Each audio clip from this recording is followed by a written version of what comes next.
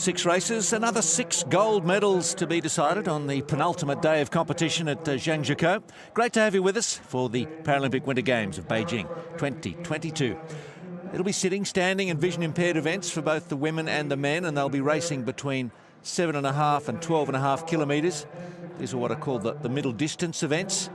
Only Canada and the People's Republic of China have multiple gold medals in the cross-country so far, but there are plenty of opportunities to change that today.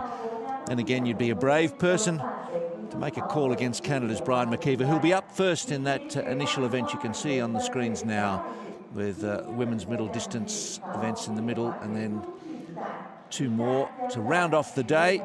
Yes, Brian McKeever applying the finishing touches to a long and distinguished career. It would be his 16th Paralympic Winter Gold if he were to win today. And everyone will have their work cut out in these softening conditions. Yeah, McKeever is the man, isn't he? He said that the sprint race victory the other day really took it out of him. It was the toughest to win. But looking for this golden goodbye here at Beijing 2022, and it's panning out for him. He's unbeaten in individual races. He's at McKeever since the long-distance event in Torino 2006, and indeed a 16th individual gold medal would tie him with Gerd Schoenfelder, the German para-alpine skier, as the most successful male winter Paralympian. So he will go first here in the mountains at Zhangjiakou, and it's a pretty grim day up here, isn't it? It's low cloud cover. We've had changeable weather conditions all week, but same for everyone, and we're good to go. And it's a big field of competitors, not just in this event but all. We've got 110 people lining up to have a crack today at Zhangjiakou, and in this opening event we've got 16 starters, and McKeever will go last, and Ukrainians with a strong representation. We've got several in here. McKeever to be preceded out of the gate by one of his long-time rivals, Sebastian Modin of Sweden, Jake Adikoff, Anthony Chalençon of France, and also Kovalevsky, Suarko. There's any number of chances here, and the guides out on the course too, so it's going to be quite a busy scene. And our next race is only a few minutes away at 10:15 local time, so a quarter of an hour after this starts they'll be away, but they can get around these laps quite quickly. Events will be rattling through for us. 5 laps of 2.5 Ks and going off at 30-second intervals, led off by Ariyasu Ryohei of Japan. A little bit of rain around, softening the conditions even further, so we're just sort of stumbling to the finish, if you like, in some ways, with the snow conditions just holding up long enough. As Modin makes his way over towards the start gate, he'll go second last, just McKeever after him. Yeah, it's been the same podium in the 2 cross-country races thus far in men's VI. We've had the sprint and the long-distance races. McKeever has bagged both of those, then Adikov has come behind in both races. Modin there, the Swede, has the 2 bronzes, and it'll take a big performance from someone here to get amongst that leading trio. So we're about to start indeed with Ariyasu. I saw a Japanese racer here, Ariyasu Ryohei, 35. Best finish thus far was 7th in the long distance. Japanese who was born in San Francisco. There are a couple of Americans in this race. Nelson and Adikoff, of course, who goes at 3rd to last here. So a winding down of the individual program at Beijing 2022. First race underway on the last day of the cross-country, and it is Ariyasu Ryohei who gets away with his guide Fujita. We've got 2 poles to come thereafter, but it's Ariyasu first into the racetrack. and looking for a strong start. He goes first here. We have staggered starts in the VI racing, and it's Ariyasu who is away first. He'll be followed out of the gates by the 23-year-old Pole Pavel Gil, and his guide is Michael Lander, and he had a 15th in the sprint. Did Gil? He's been involved in some biathlon as well. But, see how he goes today in these unusual conditions.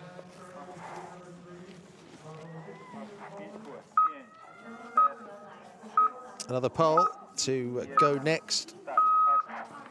First Paralympic Winter Games for Pavel Nedvitsky here. He was at the recent Lillehammer World Champs. Best finish of 6th at the mixed 4x2.5 relay. Pair of 13th places in the individual events, and he's been competing at the top level for 3 years now. 13th in the sprint.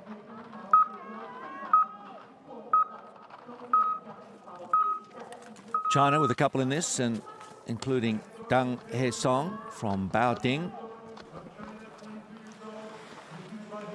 He's loved the sport from a very early age, and he's fulfilling a dream here, competing at the Paralympic Winter Games in his home country.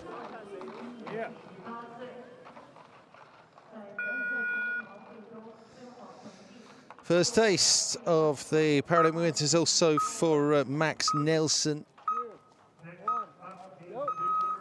from Minnesota, just 18, and a modest finish in the sprint event. He was at 14th there, Nelson. But learning off the best, of course. They do have a strong para-Nordic squad with Masters and Gretsch bossing it elsewhere among the women's sitting events. Nelson away for the USA.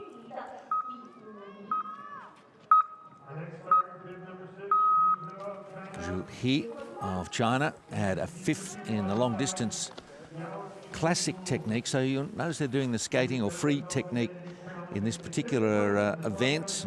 It rotates between games and events as to which technique it is.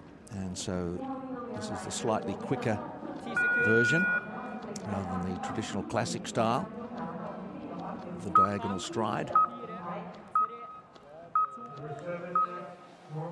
Thomas Oxall, Martin Lid, his guide. Oxall got a medal at the Lillehammer World Champs. He was part of the Norwegian team that won bronze in the open 4x2.5. And so individual finish thus far was in the sprint event where he was 12th.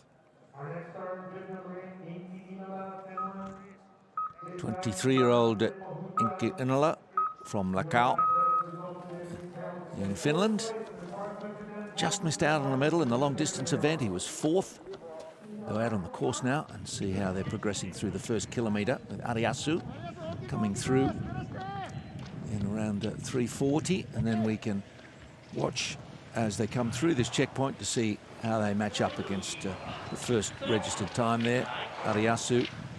And it looks like Pavel Gil not too far behind him. Started 30 seconds behind. These times are factored. And Ariyasu, a B2 athlete, B3 for Pavel Gil.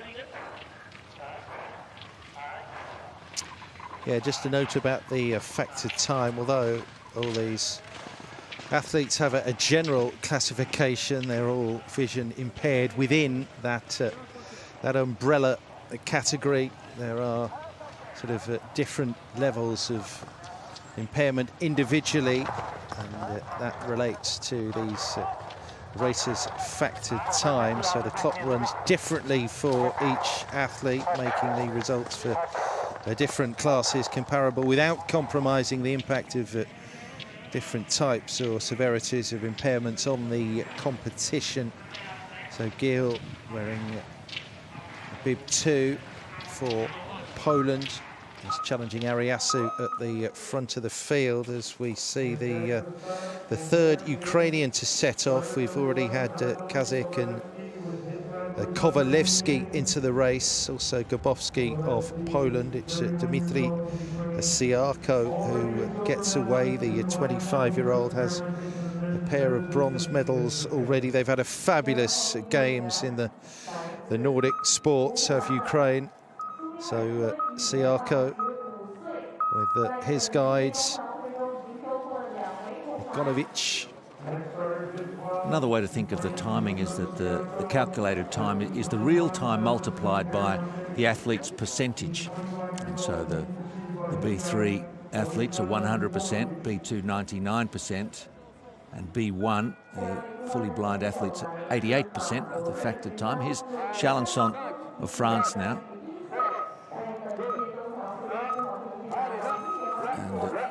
And he's from Evian-les-Bains in France. He had a 4th in the sprint. So just to go one better, get himself on the podium in the cross country.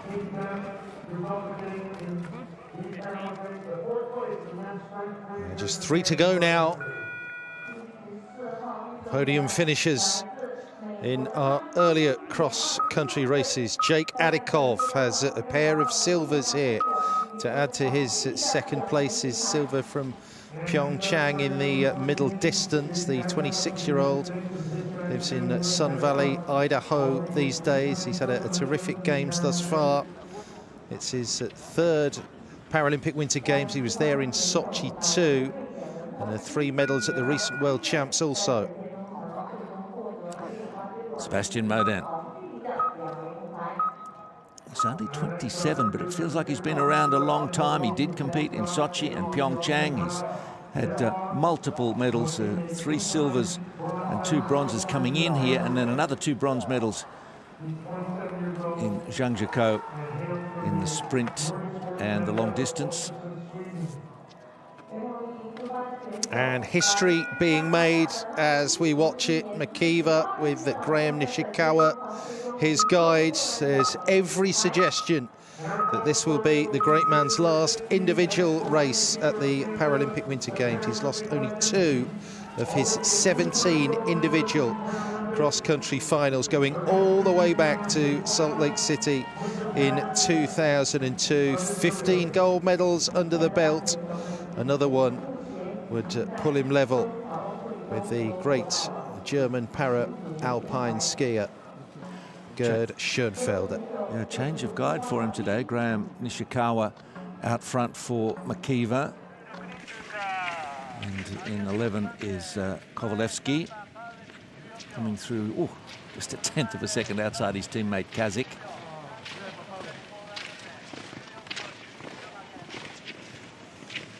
Yep, Ukrainians in the race with medals. 10 athletes from Ukraine have medals in either the para-biathlon or the cross-country here at Beijing 2022. You're watching Siarko there with a pair of bronzes in the sprint and the middle distance. Those 2 in the para-biathlon part of the Nordic program here. We really have had a fabulous weeks racing across the 2 Nordic disciplines on the mountains at Zhangjiakou. Changeable conditions all week. Adikov closing in on Chalençon. Adikov in the B3 category, Chalençon B1. So a more favourable factored time for Chalençon at 88%. Adikov a little quicker than Siarko.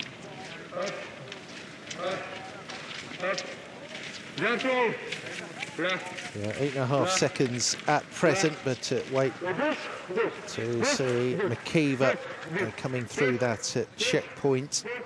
Dang and Nelson, 7:22, 7:25.5 respectively.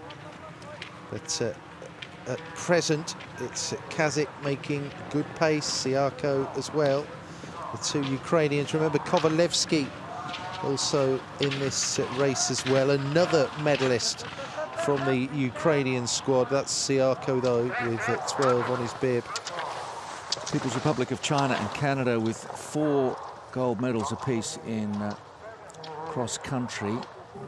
China with 10 medals all up and Canada 7.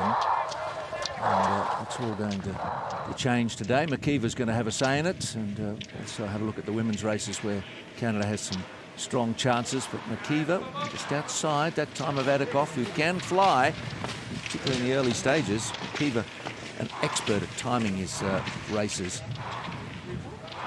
And Moden is coming through this checkpoint, 23 seconds down on Adikoff in 7th spot. Chasing down Adikoff, as he did in the sprint, to be fair, just sailed past on the outside. And coming into the home straight to absolutely time that sprint win to perfection.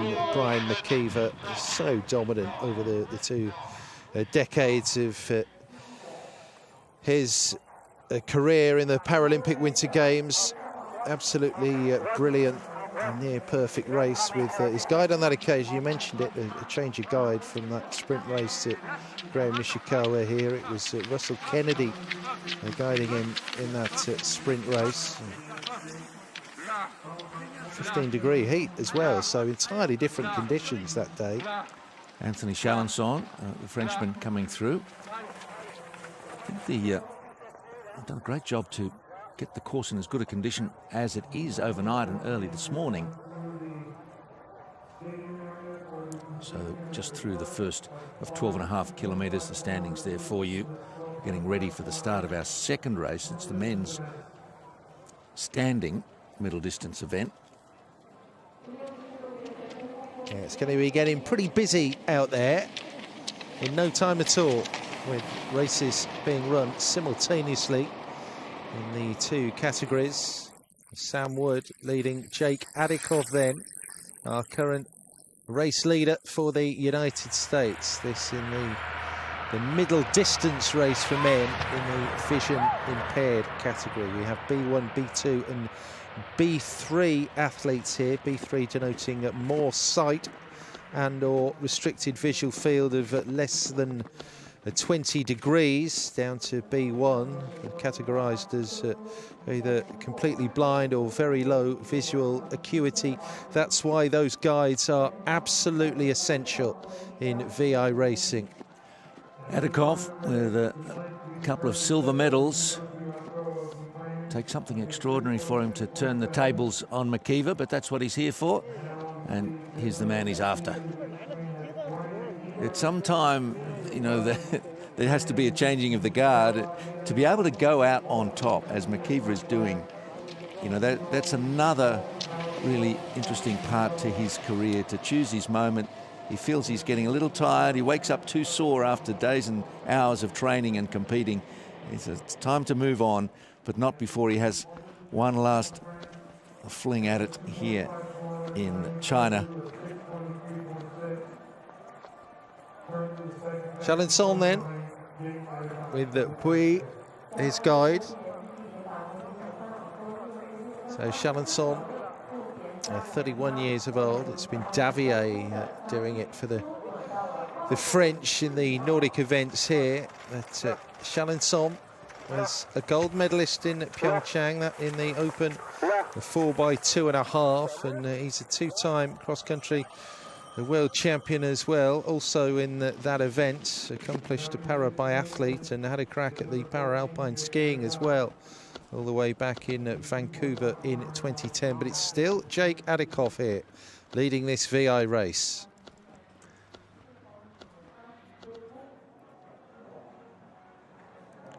Set for a start then in the standing freestyle event, and a field of 22 from 14 nations ready to tackle this course. Athletes from Iran, Spain, the United States, Ukraine. Good contingent from China as always. But, again, it's towards the end of the field where we expect the medalists to come. And there's Koioki of Japan in bib number 19 today, and Benjamin Davier coming off a gold medal performance in biathlon. He'll be full of confidence. Abufazi Katibi Mainei first off. Oh, he's gone too early. Back you come. Okay, there he can go. Yeah.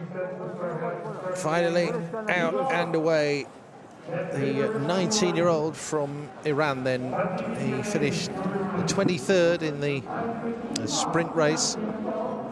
Was there in Pyeongchang, 21st and 22nd in the sprint and middle distance. Well, he's a man who just loves the occasion. He's having a great time here at Zhangjiakou. Is Paul Garcia, born in Bolivia. And he's had a 14th in the long distance event, 25th in the sprint.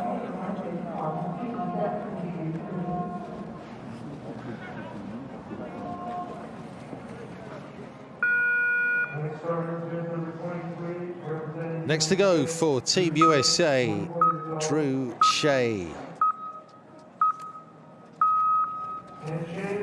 Has competed in the Parabiathlon here in Beijing as well. Finishes of 14th and 13th in the sprint and middle distance. So he's away. A finish of 21st in the cross-country sprint. He's only been racing on the international circuit a year, Drew. Couple of 15th places for the 16-year-old Serafim Drahun from Ukraine.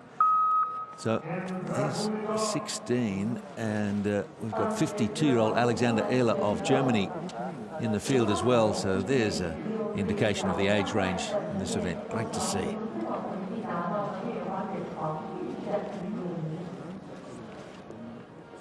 We talk about Makiva being 42 years of age. Likewise, this man, Sato Geichi from Japan. He's an athlete who's been there or thereabouts, agonisingly close to the podiums in world champs in parabiathlon and cross-country skiing. A couple of fourth place finishes in the middle and individual biathlon events. Been competing since Vancouver has Sato. Tsai Jia-yun of China, one of 5 from the host nation lining up today in this one, and a silver medalist in the long distance classic technique. Just reminding you again, this is the free technique, a different beast, different skis, different action, will be a different result. So we're hoping it will go one better. China have 5 races here in the men's middle distance standing race. Next to go is the 33-year-old Ma Mingtao. He was 9th in the long distance. Second games for him in Pyeongchang 4 years ago. There was a finish of 8th. That was his best result in this middle distance event.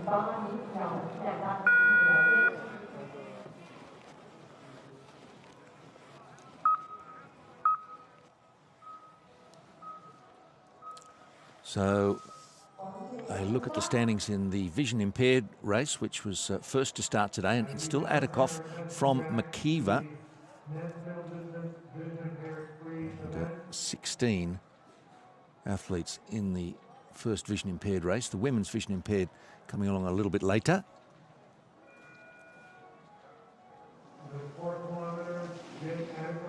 So there is Adakov.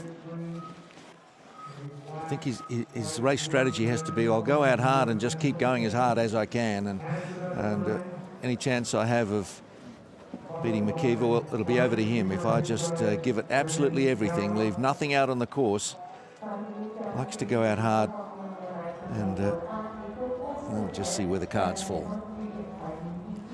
Yeah, but he'll know, won't he, that McKeever will be on his shoulder. Experience of the last couple of bends in that sprint race will be seminal, really, for Jake Adikov. He has the lead here in the middle distance, but he will have to go hard at it still. Chalençon there, guided by Alexandre Puy, also racing well. Chalençon, so just off the podium in the sprint. He was 4th there. And then the bib 13, Chalençon, vision impaired. A bit of speed. Yeah, the vision impaired racers are allowed on the fast downhill sections to attach themselves to the end of the stock of their guide. Make sure that there are no incidents. It's just a little safety measure to assist the vision impaired racers. Not too much action on those flags around the course. Quite a still day, but some overnight rain has been a concern in the mountains and down in Beijing. Chalençon, his factored time at the 5K mark. We're going to get this, reminding you, is a 12.5 km event. Adakov remaining the man to beat. Yeah, 12:58.3 at the last checkpoint there. Chalençon up there. He wants to grab a share of the glory for France. Davier has been hogging it really thus far. Davier, the two-time gold medalist. But Chalençon is still going strong. The other skier in the shot there, Gambol Batmunk from Mongolia, the flag bearer for his nation. He's in the standing event, which has just got underway. Yeah, two Mongolians, aren't there, in that standing event. Great to see them in the race here. So Brian McKeever just in control, poised, managing his race. This is when they rely strongly on the team support crew around the course. Let them know exactly how many seconds they trail Adakov by, and see if McKeever's got it in those legs to make that difference.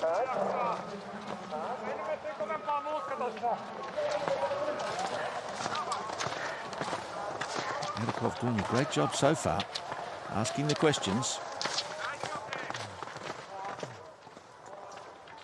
Yep, hit the front and has stayed there.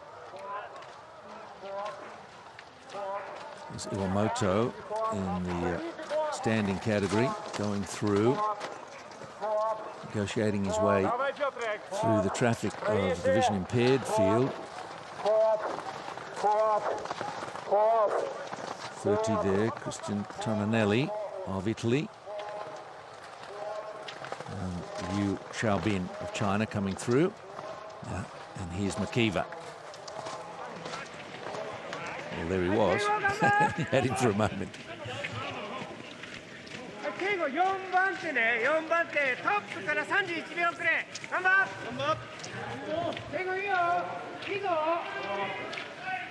Ukraine going well with Kazakh and Kovalevsky.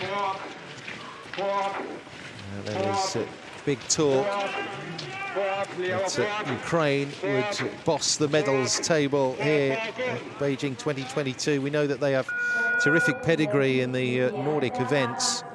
But, I think China have surprised everyone. So we're going to look at the start of Ayla, bib 38, back in the standing race. The veteran Alexander Ayla, plenty of chat. He made a lot of McKeever's age. Well, he's made a lot of it. Says he can't go on forever. Well, he could take a leaf out of Ayla's book, racing deep into his 50s here at 52. Alexander Ayla, absolutely brilliant to see somebody looking after themselves to that extent, being competitive in the Paralympic Winter Games. Here's Kaioki Taiki, the gold medalist in the long distance event, and he's often flying. He's quite some talent. We think about athletes towards the end of their career, and this one is just taking off for the young Japanese. Next to go is Witold Skupian. Has decent form. Two-time silver medalist at the World Champs, most recently in Lillehammer in the 12.5K.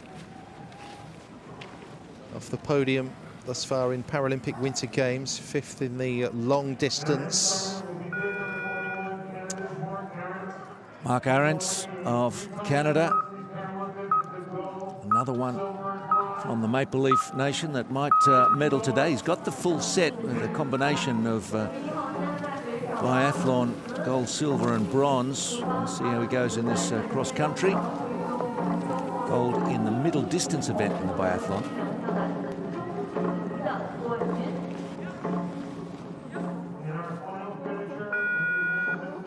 And going last then in the standing event for the men, Benjamin Davier. 2 gold medals in biathlon in Pyeongchang. He got a gold in cross country, got a silver in cross country 4 years ago, and he's added 2 gold medals thus far here in Beijing. He won the sprint event, he won the individual event in biathlon, and he will be a big favourite in this standing cross-country race as we return to the standings in the VI, and indeed it is McKeever who has hit the front. Well, he's made his surprise move. Of absolutely no one. He's made his move. Just a little bit of a surge when needed, and has taken control of the race. Let's see if Adikov can find something in the latter stages. But that's McKeever.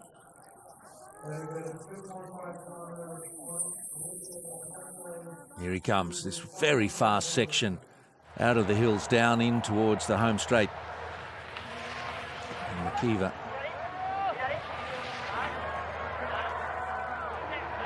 Well, it looks ominous for the rest of the field now. It really does. Siarko having a very good race for Ukraine. Coming down for 7.5 Ks, meaning 5 Ks to go, 2 more laps. McKeever skiing as comfortably as he was at the start. It would seem the technique never breaks down with this man. Well, you ran out of superlatives for him, really. Flag bearer for the Canadian delegation, also at the opening ceremony of the 2018 Paralympic Winter Games in Pyeongchang. And same role at the closing ceremony 16 years prior, all the way back in Salt Lake City.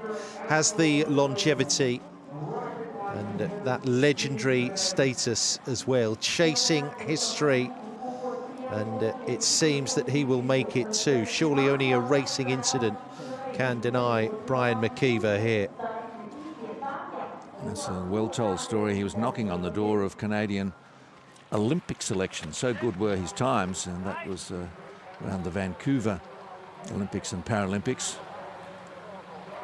Didn't quite happen for him, but he's gone on to continue to dominate Paralympic cross-country events. And Adikov, well, the day that McKeever retires is the day Adikov breathes a sigh of relief, I think, and the rest of the athletes in this classification. With Challenson going well, Sebastian Mudd in the Swede picked up the bronze medal in each of the 2 previous cross-country events behind Adikov and McKeever on both occasions, but the Swede is down in 5th place at present. So Challenson going well, and expect a surge from the Ukrainians also, Siarko and Kazakh, and potentially Kovalevsky going for the 3rd spot on the podium at present. But it seems to be McKeever and Adikov, the old 1-2 here, as far as the cross-country events so far in Beijing have gone. Just relays to come, and we may yet see McKeever race again, but as you pointed out, his last individual event, Challenson doing a nice job. And see that the snow is really chopping and softening, and there are some dangerous ruts in this downhill section. You can easily catch an edge, even if the snow is soft. You get yourself in a track unexpectedly, and you can be over before you can do anything about it. Well, Modin's moving up 5th to 4th now. It's great to see Sebastian Modin being so competitive here in Beijing. He's had his troubles over the last few months, the build-up to these games, guide problems, health issues, the constant challenge of operating as an elite skier in this COVID world we're living in. But he's risen to the challenge. He got himself conditioned, ideally, for these Beijing Games, and it's delivered him a couple of medals so far, moving up and breathing down the neck now of the Ukrainians. So Modin in 4th place, chasing down another podium. It's one of the bigger fields for a vision impaired race with 16 starters. It took 8 minutes to get away and some 11 minutes to get the free standing men's event out of the gates. But, it's not the biggest field of the day. It comes a bit later. We've got 34, I think, in one of these events. Yes, the middle distance sitting for the men. There's 34 starters. Fantastic. They all want to go on the last day. Yeah, 9-kilometre mark, and Siako sets the reference time there, the dual bronze medalist in the sprint and the middle distance in biathlon. Going for his first cross-country medal of these games. The world champion in cross-country, mixed 4x2.5 with the Ukrainians 4 years ago in Prince George, Canada. Hasn't quite done it, Siako, yet on the Paralympic Winter Games stage. That's it, we just saw a shot there of Garcia in the standing race coming through for Spain. But the focus very much inevitably on Makiva and his guide Nishikawa here in this men's middle distance VI event. Someone of Makiva's experience and results, to speculate what he thinks about entering a race. What are the thoughts that allow him to be so dominant? What is it that drives him while he's actually competing? Is it all about technique in the process still? Just that discipline to keep the mind only on the things that matter, not let it stray. Any lapse in concentration can undo any elite athlete. It's the sheer discipline of him turning up to train every day, compete year after year. Although certainly he's missed a couple of world championships recently, but the pandemic has had its hand in that. Round they come. Back towards the grandstand area. Makiva, Adinkov and Chalençon still holding third. But Chalençon is going to come under pressure from the Ukrainians.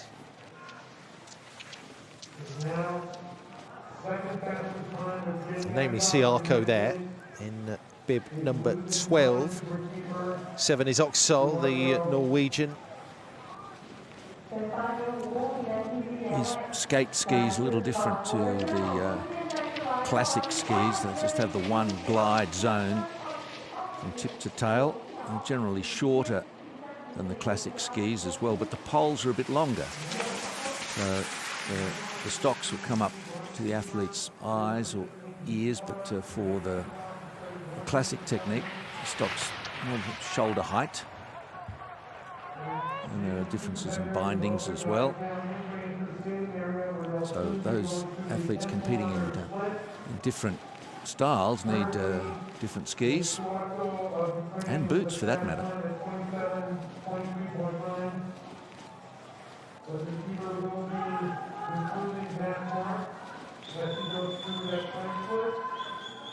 Yeah, the bindings are specific to each sport, and skate technique boots they're more rigid. They've got a higher cuff than the classic technique boots. And they give a very good ankle support that the athletes are wearing here that you can see. That's Makiva. Swako well down on his time.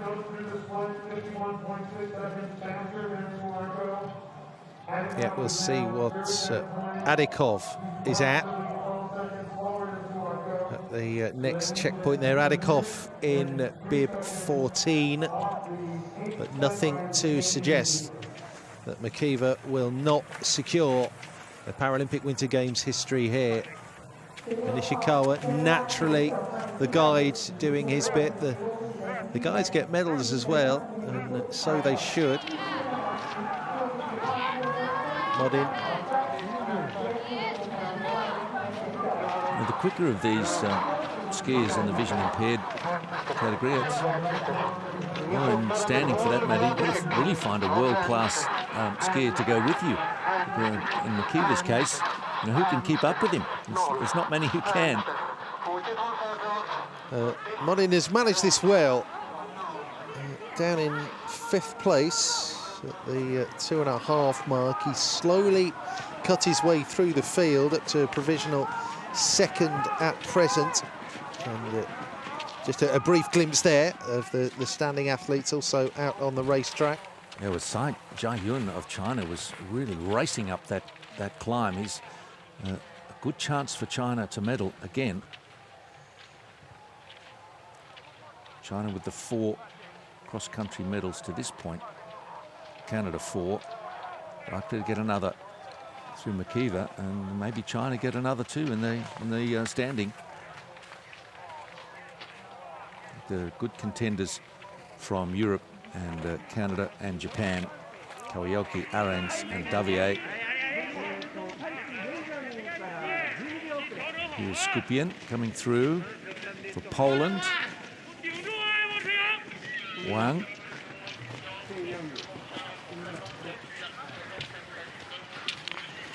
So Siako at 11 kilometres.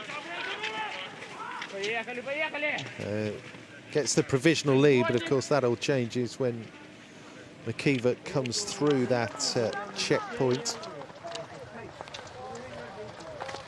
Siako went off 12th, McKeever last. The sky's lightening a little. We've got the shadows clearly visible now across the course. The sun bursting through after some early rain. It'll be a relief to organisers and athletes alike. So McKeever comes through 56 seconds better than Siako.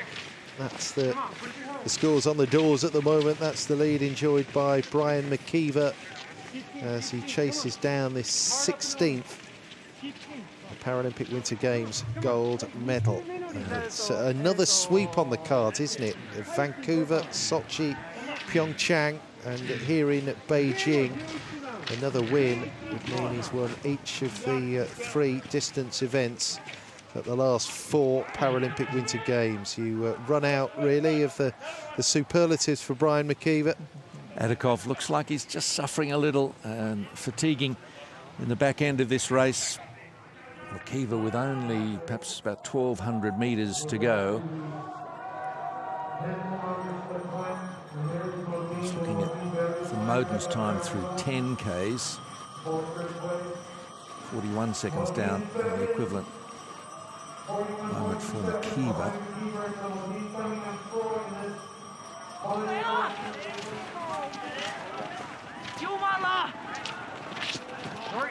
And the guy just slipping. Using really the inside edge of the skate skis to help them on the inclines as well as the poles, of course. Another point of difference with the classic skis is that they have the grip wax in the middle and glide front and back.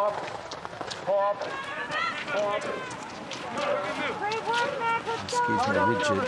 Adakov, a minute 30 down on McKeever now. He's really slipped. Well, we thought he looked to be fatiguing, but and the clock confirms that. He went out hard as he must have felt he had to. Let's go to the finish now and check the time for Deng, 37:03.8. Let's see how that holds up. Our first reference mark then in this middle distance VI race. It's China with Deng. He went out 4th. He's the first to finish here, the 22-year-old.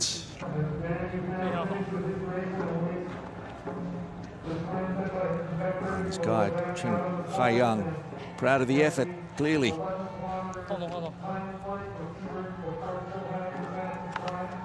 Just telling him to hold steady. Just stay there, I'll take care of things. And a gaggle of skiers coming in together towards the finish. It's going to get interesting. Oksal there in 7. 6 is Zhu He of China.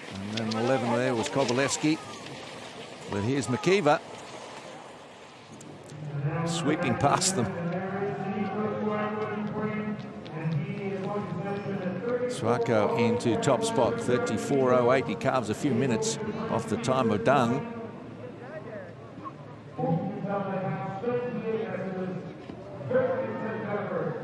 Conditions warming up as the sun comes out. And they're working hard.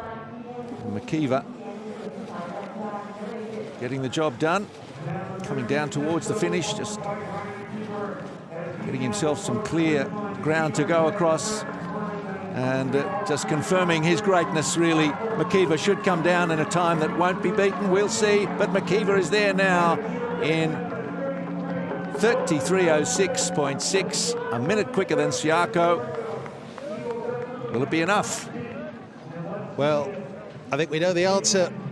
McKeever, the magic man. Yeah, had it in control. Well, there was that. He's exhausted your guide. Well, as Siako comes over and congratulates him, he knows what McKeever is to the sport and is today. And McKeever has done the job on Ishikawa. He's got nothing left. Now he's up. Well, that was kind of funny. A bit of schadenfreude. Siaka said, "What have you done to your guide?" Adikov at 151 down into third place behind Siako and McKeever. But we've still got Modin to finish. It's been a tough week, hasn't it, for Adikov? It took its toll towards the end of that race, I think. He's absolutely, the American. Yeah, absolutely left it all out there. Just maybe not balanced the race exactly as he would have liked.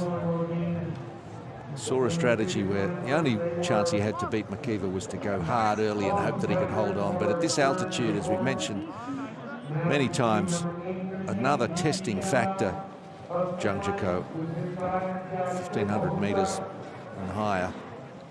The air is thinner, can catch you out on the endurance races.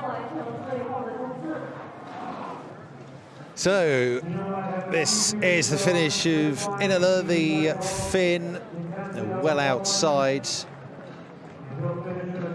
6 minutes outside to be precise. It's 8th at present. Now then, Modin.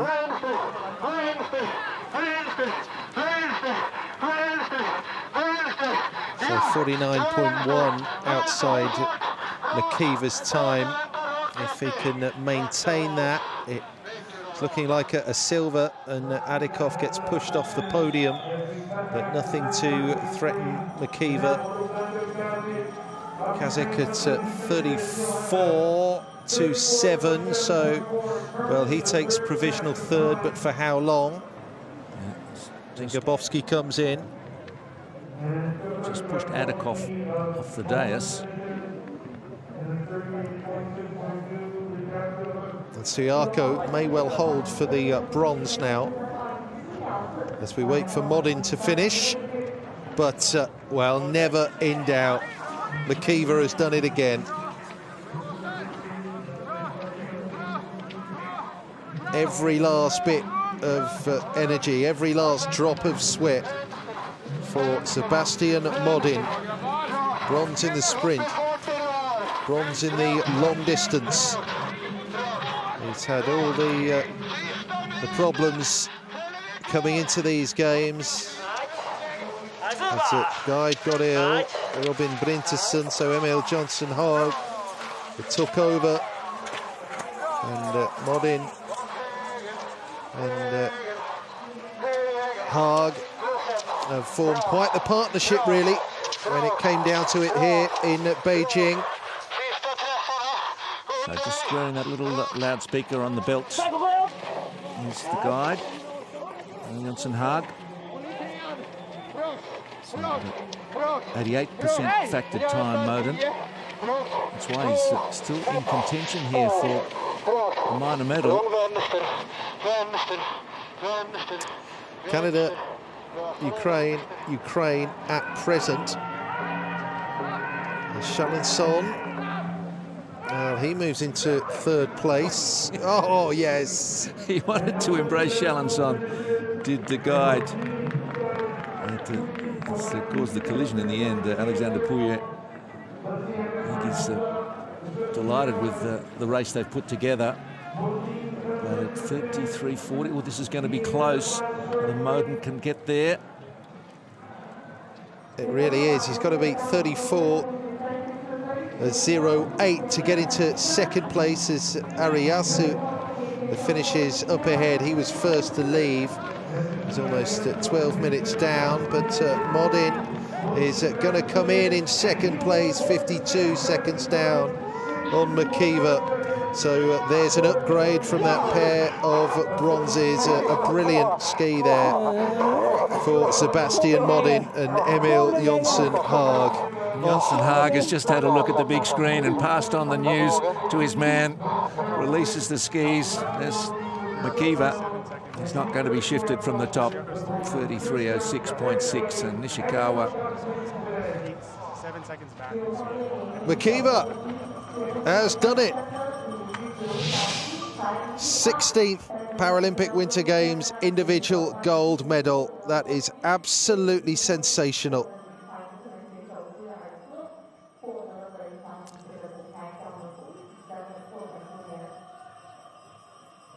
Looks to be Canada, Sweden, Ukraine for the medals in the men's vision impaired.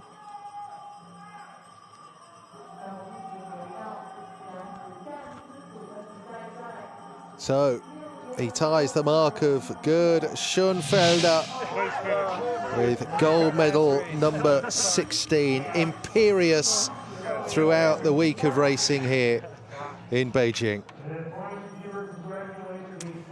Back to the standing, free technique, and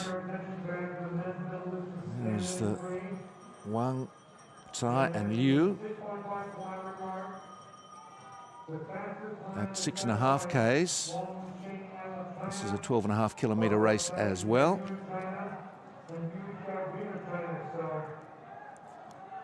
So China, yeah, doing very well in this race. Absolutely. It's not a roll this week of the Paranordic events at home at Beijing 2022. The Kai Jiayun, Wang Chenyang and Liu Xiaobin going really, really well. The Kai Jiayun there, the 21-year-old silver medalist in the long distance. They have 13 medalists from the Paranordic squad to the Chinese. It's been an absolutely sensational games for them. Well, the early starters are through the 10Ks, so they're getting towards the end of their race with just a lap to come.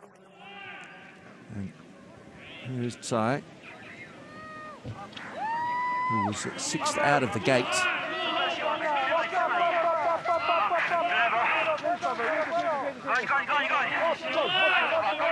We'll wait to see Davier's time, by the way, who went off last, the big favourite from France.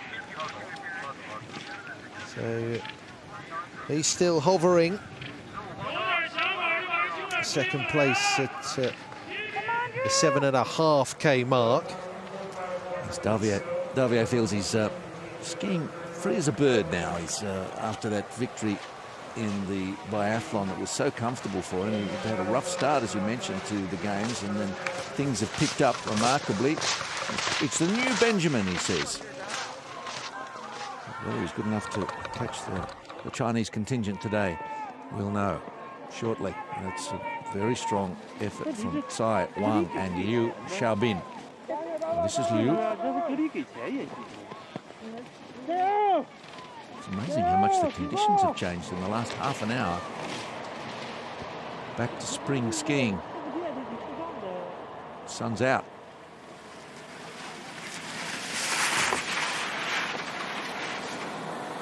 Heading for home. The last big downhill, and then that sweep away to the left-hand side. And the home straight beckons. So further down the order, Alexander Ayler, the a 52-year-old, wearing bib at 38, but we're going to move now with Davier, the big French challenger, the 32-year-old Benjamin Davier from Le Grand Bournon. Won the sprint, won the individual. So it can be a challenge coming down off a victory. Here's Mark Aarons, Canadian. Probably have had a sense that McKeever has had another victory for his country. What'll that do for him? Still plenty of power in those legs. Kai Jae-yoon at 21 for France. He's going to post a quick time.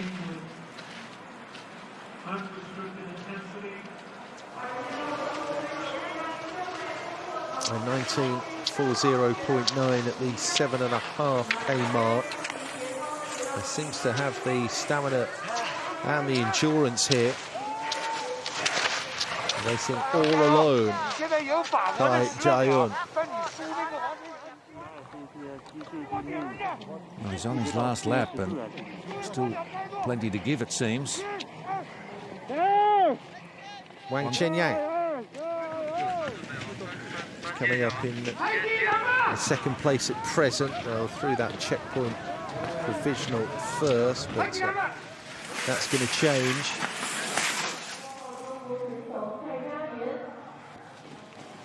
And we're seeing the last finishes in the VI race, by the way.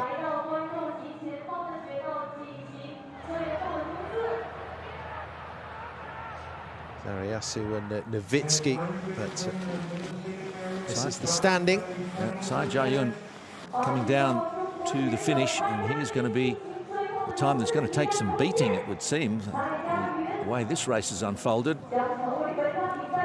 Tsai went out 6th. And it's going to be under 33.5 minutes, well inside that at 33.18 even. Beat that, says Kai to the rest. Wang and Liu and Davier, watch out for Rennes as well, hunting down this time. But our clubhouse leader is Kai Jae-yoon here in the men's middle distance race for standing athletes.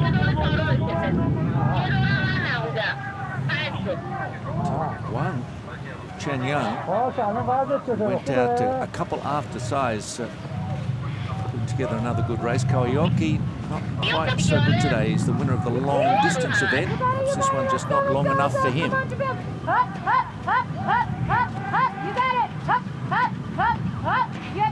You got it. You got it. Almost there. Come on, all the way over the top. Let's go. Nice job. Kawayoki, who was a world champion in Canada in 2019, has translated that to Winter Paralympic Games. A podium top step.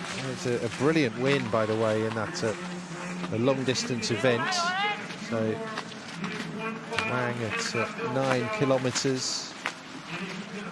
Not long to go now, hunting down the time of his teammate Kai Jae-yoon.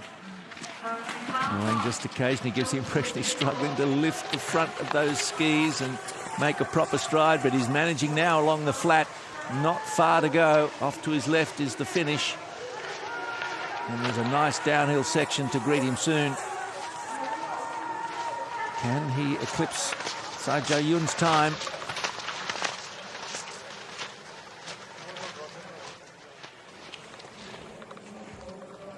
He's working hard. Shoulders rolling. He's running out of effort, but he's also running out of distance to have to complete. He can get a couple of lungfuls of air in this next little bit and then attack the finish for all he's worth. It's going to be a close thing. It is, isn't it? There's not going to be much in this at all, I don't think, at the end of this middle distance race for the standing athletes. Last day of the individual competitions in the Paranordic events at Beijing 2022, and trying to bring it for China is Wang Chenyang. 33.18 is the time to beat. He has to strain every muscle here to get there. Oh, it's going to be close. 18 seconds to get there from now. And he should be able to do it. He will do it. Wang into first place. Does it, to the tune of 10 seconds as well. It's China 1 and 2, Wang Chenyang and Kai Jiayun. Provisional first and second here in the middle distance race. Tsai comes over and lets him out of the skis, and congratulations to his teammate. 1, 2, 3 at the moment, but depending on how Liu Xiaobin finishes off.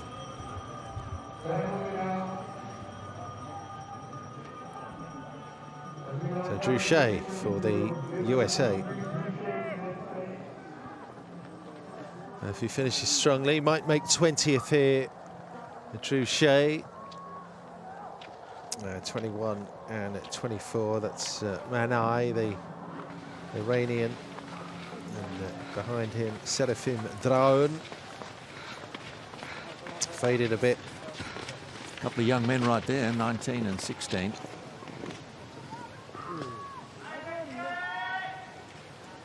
So we've just got the 2 across the line so far, but those 2 times could still be there at the finish.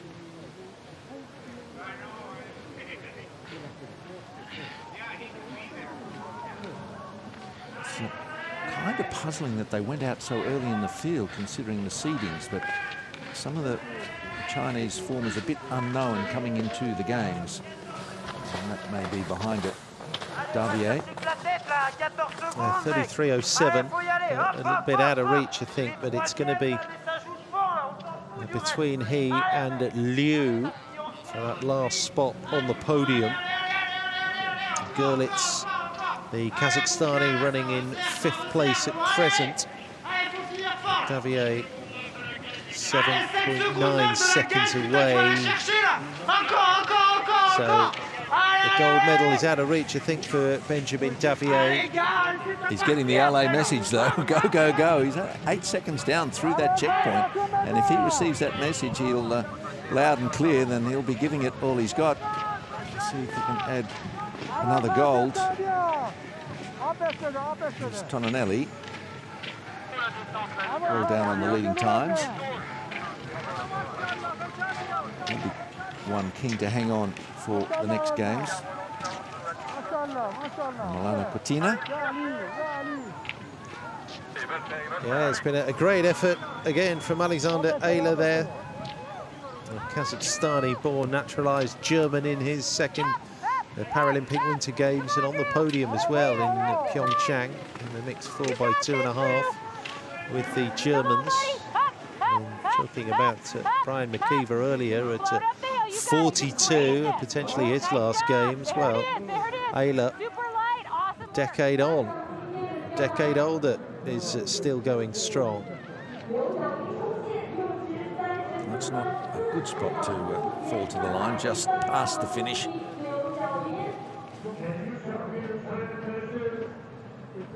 Try and clear the area as quickly as they can, but the athletes that do reach this point absolutely done. And 31 is Liu Xiaobin to 3rd for the moment. Gerlitz and Sato out of the medals. 5 have finished. Just coming up to 11 o'clock local time. And the next race just 20 minutes away. It'll be the women's middle distance vision impaired. And here's the one to watch for the moment and have an impact on the race. Davier.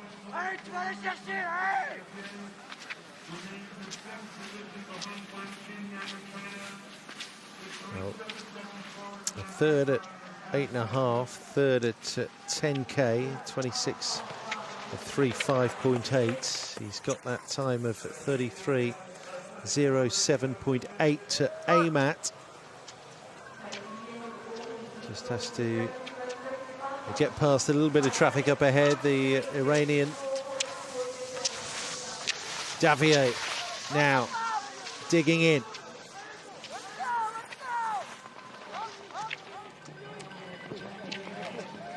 After his biathlon win, he was quite the character in front of the cameras. He was so pleased with the result, and his personality really shone through with his celebrations. But we have cause to celebrate in under a minute from now when he comes down to the finish. Where will it be? As he goes past Rodelard Garcia of Spain. Davier tucks in. I think the finish line might be just too far away. 17 seconds to get there. It's going to be close. Davier trying to chase down Wang's time of 33:07.8. Has he got the sprint? It's going to be so tight here. Davier, 2 gold medals already. He's just outside. 1.3 seconds outside. He just couldn't do it. Just couldn't get the triple. He looked up at the screen and the body language told the story. Oh, it was that close. But it is a silver.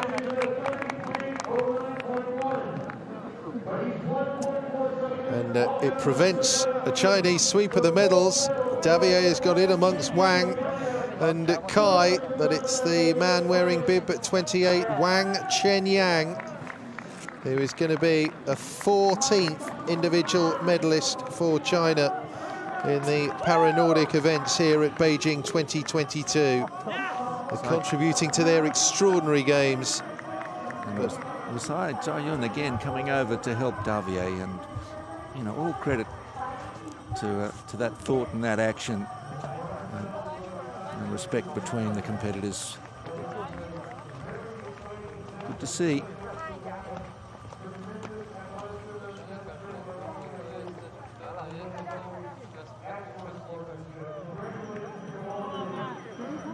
And a couple of big days for Davier.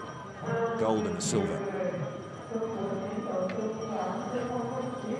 Yeah, it's his 3rd medal of these games, and it adds to the gold, the silver and bronze from Pyeongchang and Sochi, and those 3 biathlon medals as well, a pair of golds and a silver from Pyeongchang.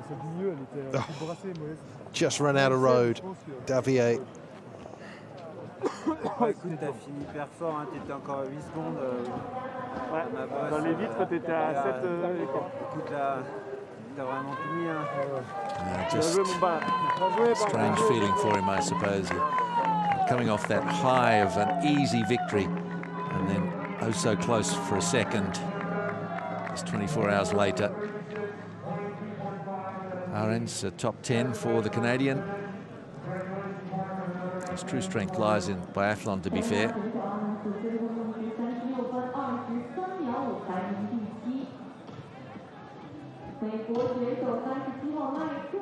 And Ruslan Reiter for the USA. Going to be 9th, almost 6 minutes away from Wang Chenyang's time.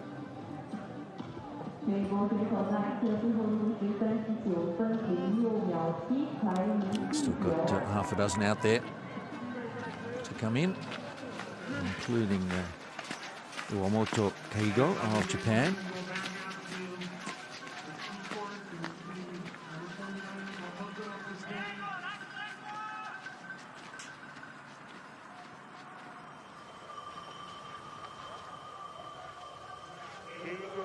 Yeah, 3 Japanese in this race. Sato Kaiichi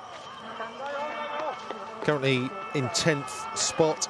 The Kawayuki Taiki hasn't happened for the long distance. The gold medalist for Japan. Tavaski of Switzerland, 7:20 outside, comes in 11th spot. Tabasky 11th in the long distance, 16th in the sprint. Here comes Ganbol Batmunk of Mongolia.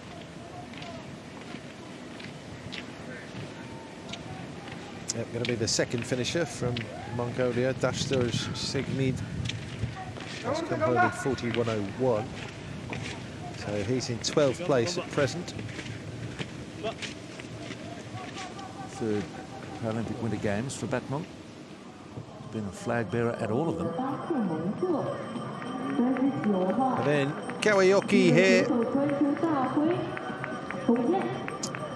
So 8th, 4:16 away from Wang's mark.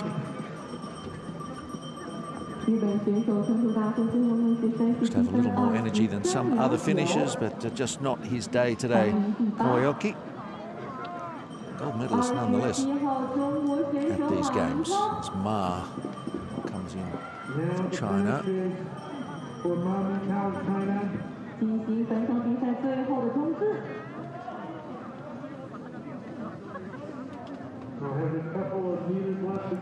Yep.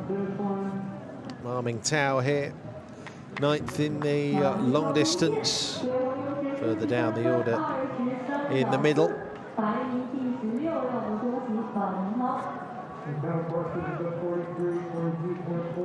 It's about 13, 14 minutes away from the first of the women's races today, the vision impaired 10K. So these ones won't overlap.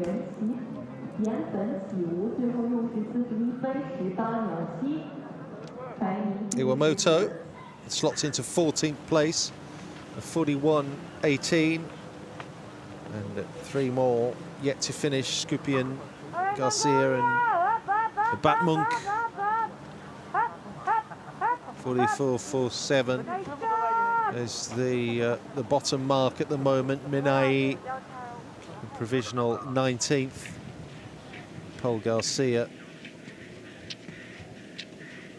wants to finish here. He was 14th in the long distance, 25th in the sprint.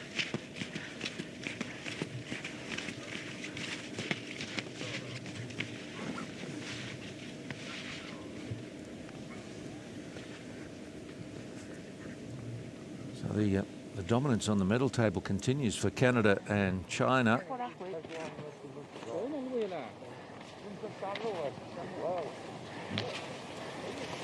Splitting the first 2 gold medals on this last day of individual competition for cross country. Skupian coming through now for Poland. Yep, and 2 more medals for China in the men's race here. They've just had a fabulous meeting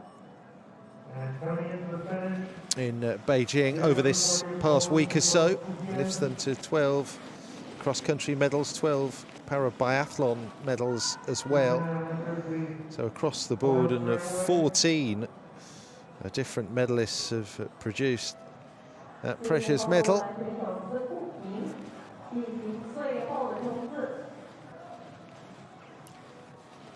So Skupian next to finish. Breaks 40 minutes here. So we've still got Batmunk and Redolad Garcia out on the course, and that will complete the race for the men's middle distance standing.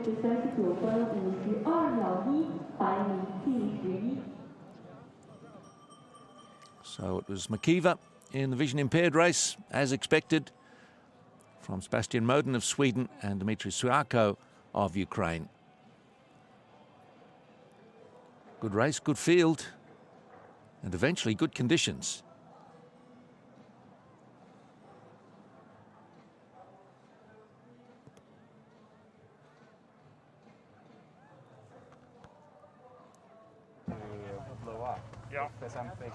Standing by then for recognition ceremony.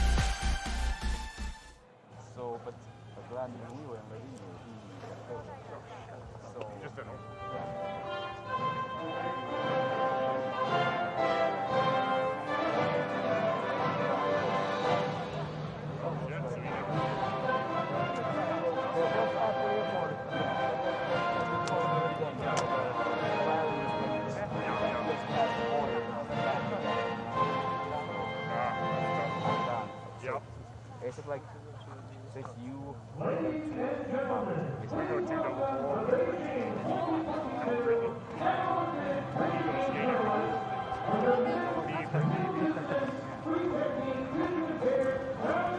So the recognition ceremony for the men's vision impaired middle distance event.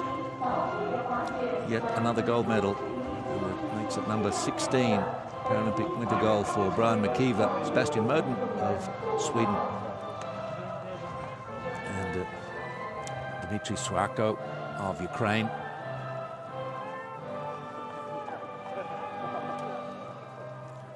And inadvertently this race providing one of the lighter moments of these games, as McKeever absolutely wearing out his guide Graham Nishikawa, who collapsed to the snow across the finish line, and Swako came over to have a bit of a joke about that at Nishikawa's expense, but they can all laugh about it now. They're all together being acknowledged as the top three pairs. Dmitry Swako contributes another medal for the most prolific nation on the medals table in the Paranordic events here at Beijing 2022. Ukraine, it's his third bronze.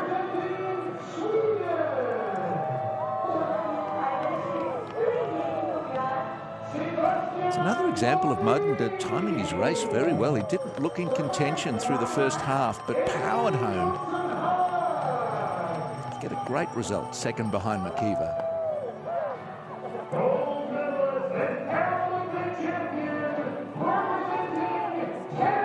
And gold medal number 16. He's now level with Gerd Schoenfelder of Germany for the most titles by a male winter Paralympian. 16 on the vest. 16 gold medals in the bag now for Brian McKeever. And for the fourth straight games, he sweeps the different distance events in the VI category. Just too good, too strong.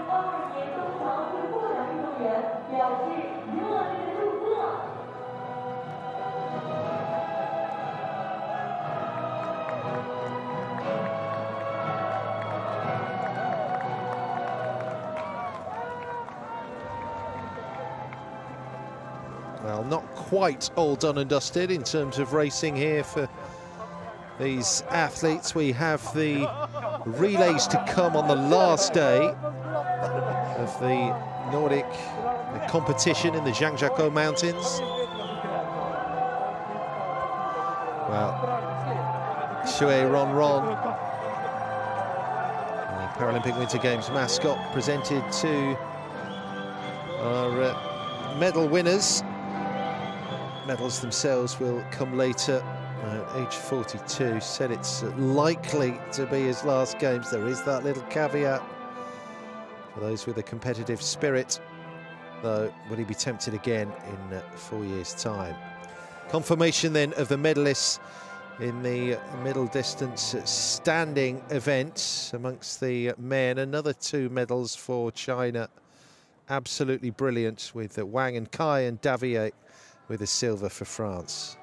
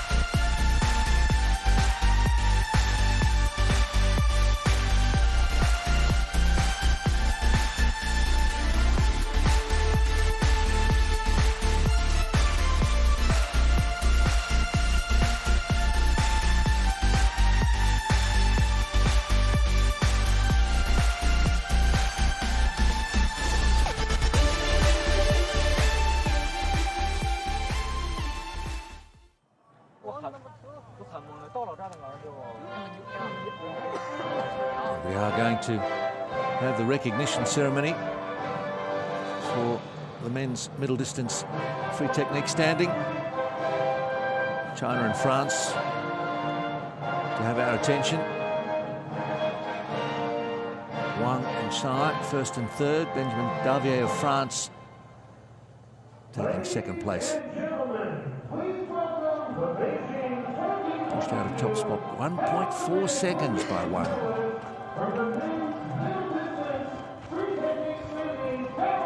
Yes, yes. 中国万岁!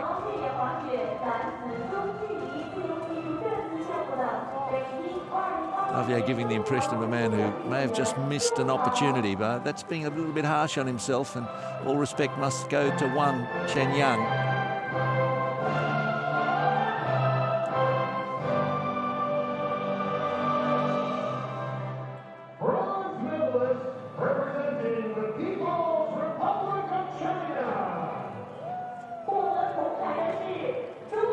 Cai Jiayun, he was second in the long distance, is almost second here. Not quite though, but a two-medal haul. He has a bronze.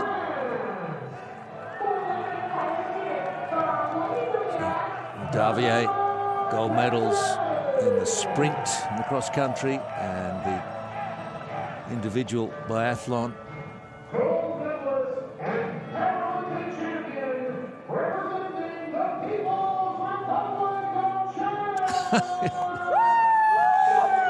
Well, across the board, the squad of China have really delivered. So Wang Chenyang becomes the 14th medalist from the China Para-Nordic squad here in the Zhangjiakou Mountains over this past week. A really quick race and a worthy winner of the men's middle distance event for standing athletes. Tsai wanting everybody to know that Wang was the champion, just threw in the attention. He's quite a character, I think, Tsai Jiayun, and I really like the sporting spirit he displayed at the finish for other athletes. No time at all between races now as we move on to the women's middle distance vision impaired. Yep, third of 6 races to round off the Para-Nordic programme at Beijing 2022. 7 in the field here. Gorska, Kachenko, Rechtenwald, Wang, Kazmaier, Shishkova and Edlinger. Yes, what's it to be for Edlinger? It's a real mixed bag she's had with some DNFs and a gold medal, but it is the cross country that she's more comfortable in, it seems.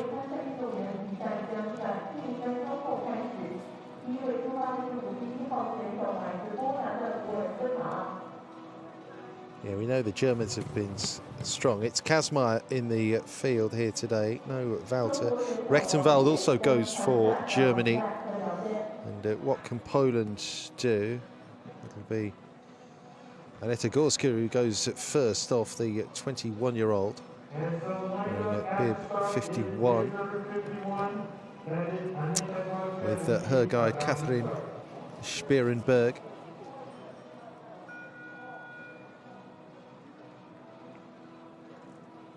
Competed in the biathlon as well. 8th in the sprint, 9th in the cross-country sprint. Aneta Gorska off first here. She was there at the Lillehammer World Champs, finishes of 6th and 12th. Competed in biathlon as well in Lillehammer, where she was 16th in the sprint. Really busy program for Natalia Tkachenko. She's had a go at everything. Top 10s in 5 events so far, cross country and biathlon. Let's see if she can jag a medal. She's had a 5th in the long distance vision impaired in the cross country, her best result at Zhangjiakou.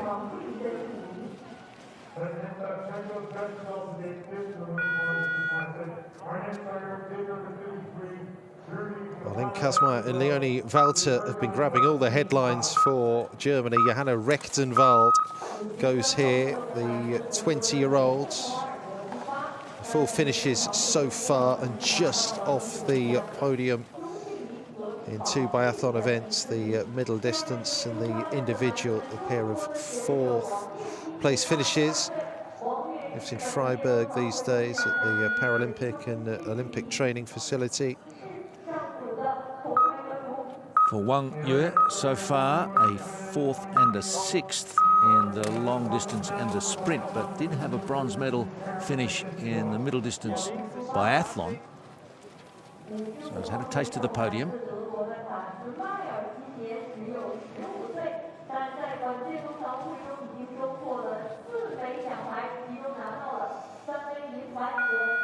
With Lynn Kazmaier, it's often a thought that comes into your head, shouldn't you be at school? She's only 15, but no, the answer is she's here in the Zhangjiakou Mountains, and she is absolutely smashing it in the Paralympic Winter Games. Her first taste of the winters here, 4 medals, including 3 silvers in the biathlon sprint, the individual biathlon and the long distance, the cross-country race, plus a bronze in the cross-country sprint. Oksana Shishkova. Well, if we talk about a busy schedule, this one is also a successful one for Shishkova, with 3 gold and 2 silver across biathlon and cross-country. The final individual race, what's it to be? This amazing Ukrainian athlete. And which Karina Edlinger are we going to see today?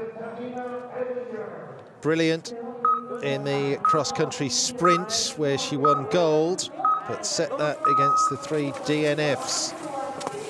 So she needs a good start. She needs really to be feeling good about her racing to sort of get the morale up and get into the racing groove and feel good about her prospects. Edlinger goes last here for Austria, out of the starting gate last in the women's middle distance vision impaired race. Gorska, Kachenko, Rechtenwald, Wang, Kazmaier, Shishkova and Edlinger out on the racetrack here. So the course now bathed in sunshine after some overnight rain around eastern China. And Kazmaier in 55. As we talk about Edlinger, she says her biggest fan is her guide dog Riley, who's become a little bit of a star of these games as well. He appeared on the course during one of her DNFs and she was really distressed, and all she wanted was a cuddle from the dog. Well, she got one. And later, Riley also appeared at a medal ceremony. So that's just one of the more interesting and enjoyable aspects of these games, and many great stories. And Riley has found himself at the middle of one of them. And let's hope that Edlinger can at least complete the race today. Kachenko just coming through the shot there, the front of your picture.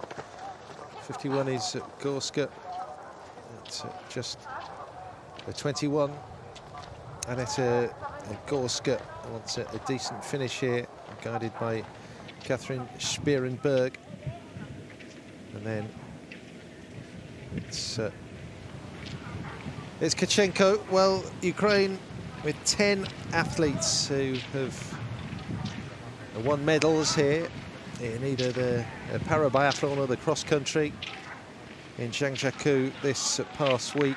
Kachenko with the guy Denis Nikulin, not actually one of them, finishes of 8th, 6th 3 times, and 5th has been her best finish thus far in the cross-country long-distance race, the 26-year-old. But Wang has posted our first reference time here for China. So China with just the 1 athlete in this event. China, as well as these facilities in Zhangjiakou, built an all-weather cross-country indoor facility in Jilin province. It's 1,300-metre indoor ski run. So train all year round. 1,300 metres, that's right, 1.3 kilometre indoor track. And they've invited other nations such as Japan and Korea to come and train there as well. But it's this construction of the important facilities that's allowing the great training to happen and the athletes to come through and have the opportunities. And here's Shishkova outside the time of Wang at the first kilometre checkpoint. Well, Shishkova, nothing under silver in each of her races so far. Those 3 golds, biathlon, and 2 gold medals in the individual and the sprint, and cross-country, long distance victory as well, plus the 2 silvers in the cross-country, a sprint in the biathlon middle distance. So an accomplished athlete across the 2 disciplines with the rifle, and concentrating on the cross-country ski as well. Edlinger. She's giving an indication of how mild the conditions are. She's just in the t-shirt. Turning into a lovely mild day.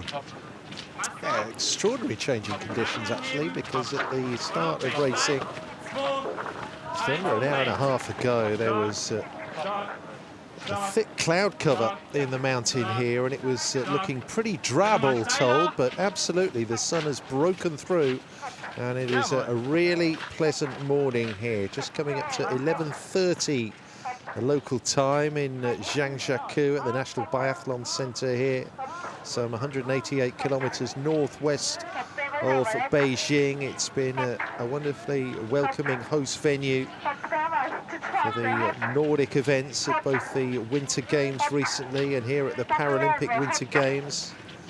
And what a week it's been for China. Wang at present heads the field, but Shishkova will chase her down for sure.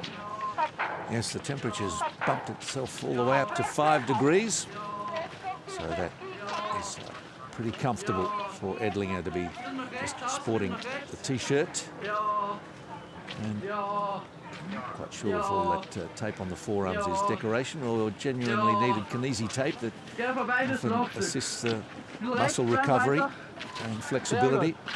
There's a lot of it on, upper arms and forearms, but she's had some mobility issues that have caused difficulties in a couple of races.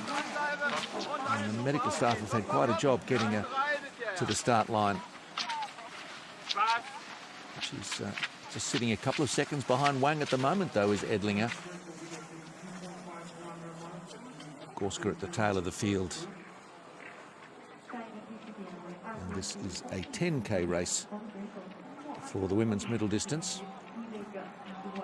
4 laps of the 2.5K circuit with an overall total climb per lap of 95 metres.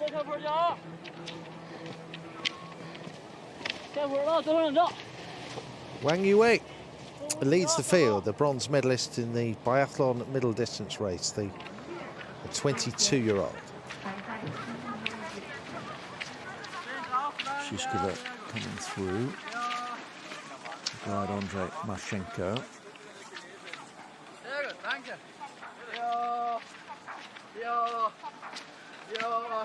Edlinger past Gorska.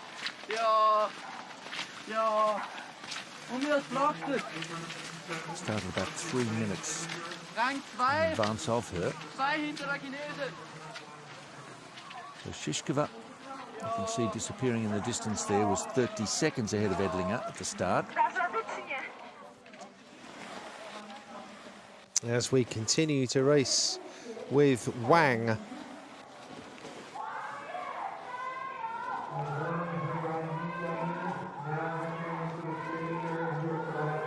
Edlinger in hot pursuit. Then Kazmaier, Shishkova, Rechtenwald, Kachenko and Gorska. Expect Shishkova to pick up the pace and make a move. 6 of the 7 athletes are in the middle classification for the vision impaired, the B2, and the B3 athlete is Kazmaier, slightly more vision. And the time's factored accordingly. So Kazmaier, 100% of her race time is her actual time, and then 99% is the factoring for the B2 athletes.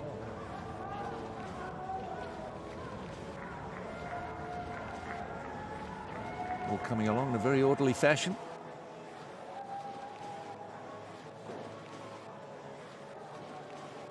So completing that first of 4 laps.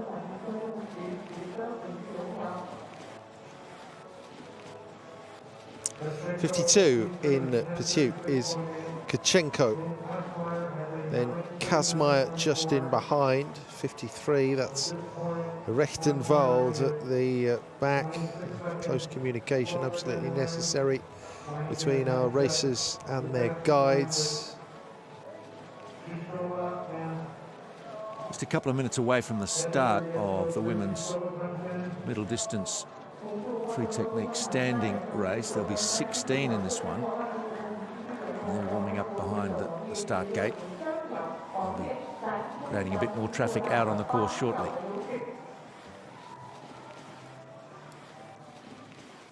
Little look over the shoulder there from Edlinger's guide, Lawrence Lampel.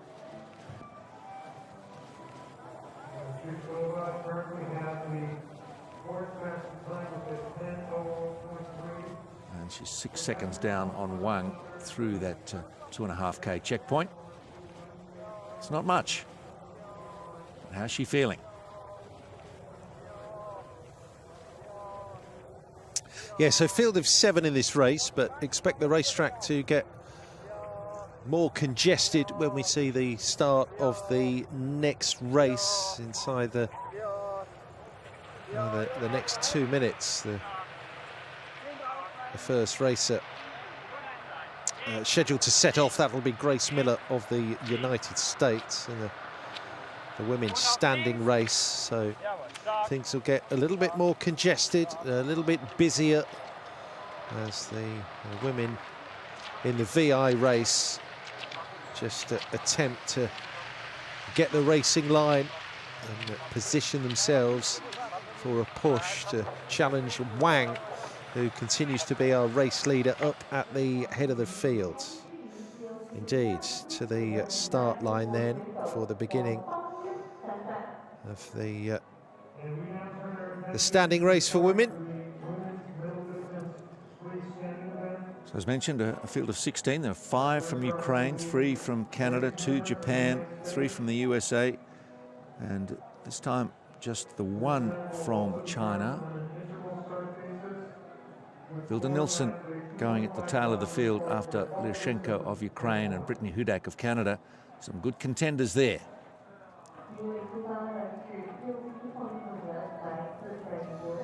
So first to go for the United States here, the 22-year-old Grace Miller, actually born in Guangzhou in China, but races under the Stars and Stripes these days. 14th and 9th, her 2 finishes already in the sprint and long distance respectively. Second Paralympic Winter Games, competed in 4 events in Pyeongchang. Best was a 10th in the long distance. She's away here. Our first racer out onto the snow in the middle distance standing race for women here at the Zhangjiakou National Biathlon Centre. 4th race on the final day of the cross-country to get underway. Just the 2 to come. Iwamoto Mika, an 18-year-old from Toyama in Japan. A relatively light schedule compared to some others. She's had a 15th in the sprint, and this just her second and final individual race in the cross country.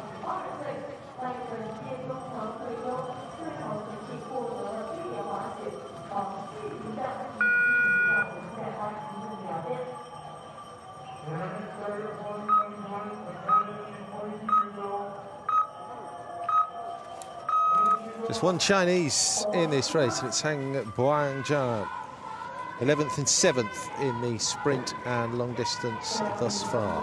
22 from Dazhou. And she lists the Norwegian cross-country skier Jannes Husflot Klæbo as her big idol and inspiration. And could do worse than look to such a legend for the template for success.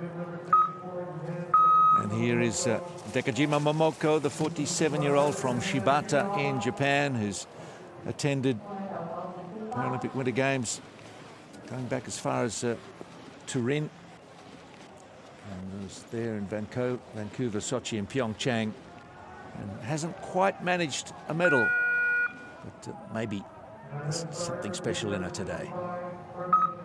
Representing Team USA, Dani Arovic.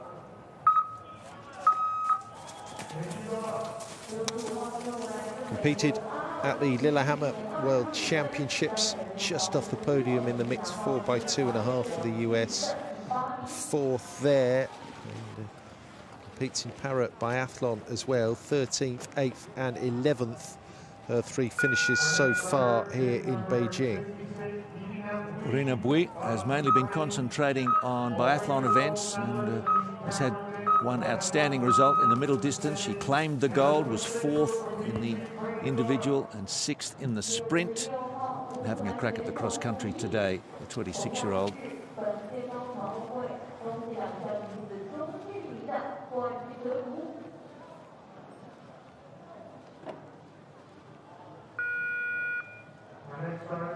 A couple of DNFs so far for Iveta Faron.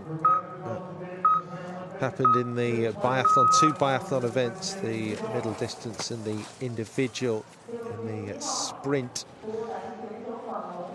cross-country race, she was 9th here. Iveta, 22 from Novi Targ. 2nd Paralympic Winter Games, competed in Pyeongchang, and she was unable to finish the long distance race, unfortunately. Wang still leading the vision impaired middle distance race for the women from Kazmaier and Edlinger. Looks like Edlinger's just dropped off the pace a little, and Gorska has now withdrawn. She was making pretty laboured progress around the course. It's not a huge surprise, really. So Wang still holding top spot here. And great racing from the 22-year-old. Ably steered as well by her guide, Li Yalin, a racer in the B2 category. Potranco, the Rechtenwald, Shishkova and Edlinger, plus Gorska, by the way, have that individual sporting classification. Edlinger's hit something of the wall here to be drifting back to 35 seconds behind Wang. Now, you can either triumph over these conditions or they can get the better of you. The snow is not much more than slush at the moment after the weather we've had the last week. Very mild, then a little bit of rain, mild again today. It's disappearing almost as they ski across it. No such problems for our race leader, Wang, still looking very smooth and rhythmic. Great synchronicity there with the stride pattern of her guide, Li Yalin. And let's have a look at Kazmaier, guided by Florian Baumann, one of the undoubted stars to make a name for himself here at the Beijing Paralympic Winter Games. Just 15, remember, and already has 4 medals on the podium in every event in which he's raced. 3 silvers and a bronze. Fabulous. It's one of those athletes that when they emerge onto the scene at such a young age, you almost can't wait for the next Paralympic cycle to happen so that you can see what becomes of her across those 4 years between now and Milano Cortina. We have to be patient, and that's, of course, if she wants to stay in the sport and stays healthy. I certainly hope both those things happen, and we will see her race some more. But right now, it's Wang's race. She's doing an excellent job maintaining a technique, well guided, well prepared and well positioned to maybe get a gold here for China.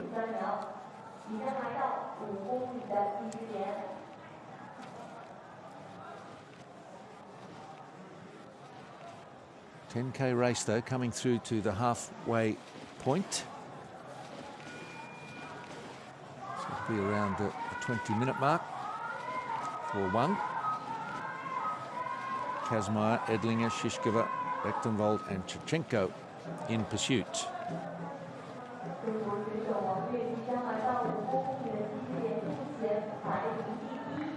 So one went out 30 seconds ahead of Kazmaier, but Kazmaier's got a 100% factored time to Wang's 99. That will certainly make a significant difference.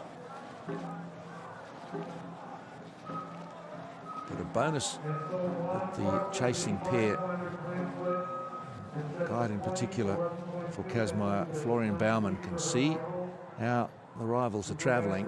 Watch the body language as we go to Lyashenko, coming out in the women's free standing event. And Lyashenko second last to go. Just Nielsen to come. Yeah, Lyashenko with a gold, silver and a bronze thus far in these games. So it's Vilde Nielsen, recently made her country very proud at the Lillehammer Worlds by winning the gold in the sprint. The 21-year-old won silver 4 years ago in Pyeongchang in those her first Winter Paralympic Games, and she's arriving here as one of the favourites for the gold medal. Has a silver in the sprint event, does Nielsen. She is a six-time world champion at the age of just 21. She's been racing at the Worlds since Prince George in British Columbia in 2019. Excels at the cross-country, but competes in the parabiathlon as well. Just a reminder of the other race and how that's shaping up. It is still Wang Yue, 15.3 seconds ahead of the German Kazmaier.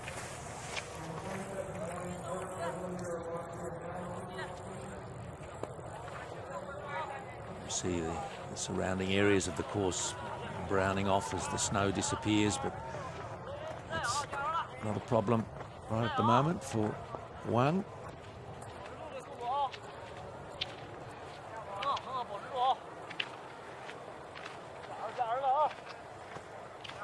It's interesting to watch Nielsen start in the other race. Just as she was placing the skis, and of course very full of energy, that being the start of the race, but she's very lightly landing the skis on the soft snow and very deliberately looking for areas of the racing line that were still in good condition.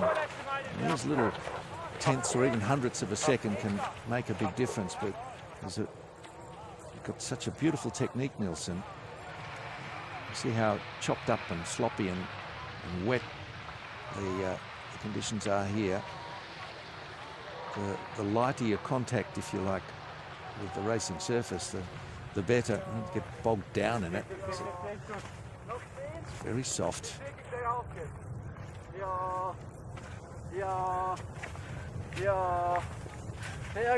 Had no natural snow falling since the middle weekend of the Olympic Games.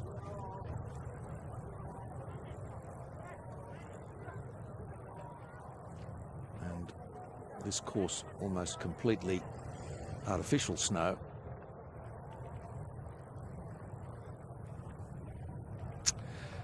Edlinger then continuing to fade a little, holding on to third place at present.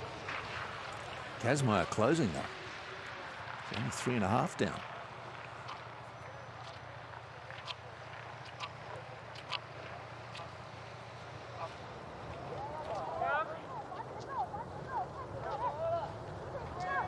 So this is where it gets busy, and a bit of a tangle in between the two races. Wang Yue there as well, we see one of our standing race athletes coming through wearing bib 75. That's Lyudmila Lyashenko, the Ukrainian. And a definite contender for the gold medal in the standing event. So coming through, Kazmaier, gaining every stroke on Wang here. It's going to be a big challenge from the German. You wouldn't put it past her. Another medal here. The exuberance of youth really shining through. Lynn Kazmaier. But Wang still has it. But for how long? Lyushenko safely passed her. Kazmaier, she's been well managed through this schedule. She hasn't raced every available race. And Kazmaier is suddenly 6 seconds in front. Wow. What has happened to Wang? More importantly, I suppose, you have to credit Kazmaier. And the energy and the hunger is there after this stunning week that she's had. So it's Kazmaier. Are we on course for a gold medal? It would complete the set at her first visit to the Paralympic Winter Games at age 15. That would be an absolute sensation. Johanna Rechtenwald going well, also for Germany, guided by Valentin Haag, but there's no doubt that Kazmaier is the real queen of this German squad. Pushed into the lead ahead of the home athlete Wang. It's Leonie Volter not taking part in this one. She's also had a good games for Germany. So they're going to go away with quite a haul. Already with a couple of silver and a couple of bronze just in cross country. Shishkova.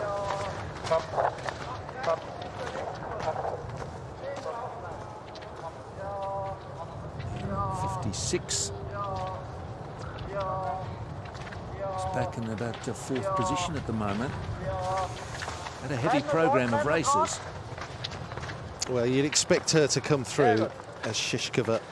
3 gold medals earlier in these games, biathlon sprint, biathlon individual, and the cross-country long distance. Edlinger is fading all the time. Rechtenwald comes through to take provisional 3rd. It seems Kachenko and Gorska have pulled out, so 5 in the race only here. This women's VI. It's Kazmaier leading for Germany. It seems that the wind has arrived along with the sun. Just hear it across the course microphones a little. Not bothering Kazmaier in the least.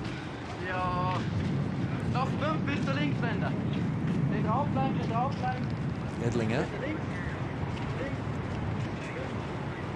Just at the top of the course here as they start this descent. The wind is really evident with the pants of our team officials there really blowing in the breeze. Kazmaier by 6 seconds now over Wang. Edlinger 51 seconds behind the German. And then Shishkova and Rechtenwald. And Potranco. Okay, we've had 2 pull out now. Yeah, Shishkova still has 20 seconds to make up here to hit a podium place. About 20 down on Edlinger, so has to make a move. Shishkova,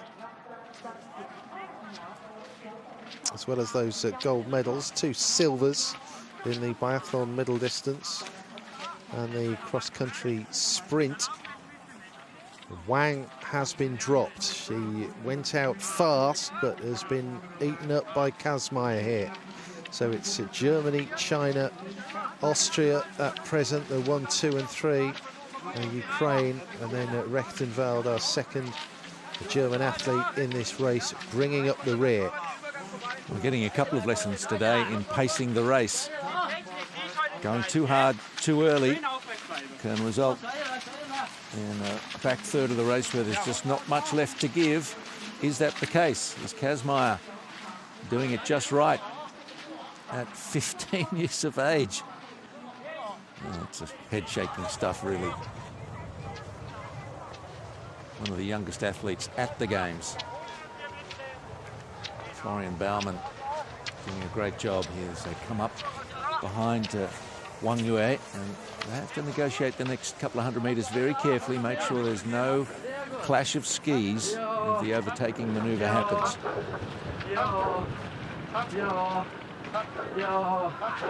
And the steeper sections, snow well and truly chopped up. Edlinger gets to the top okay.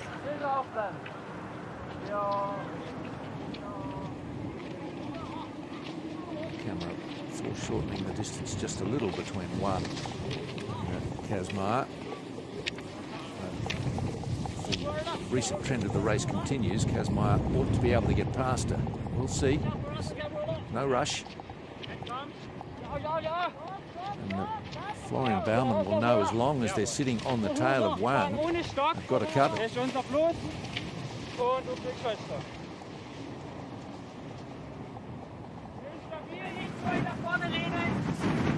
got the run in the skis.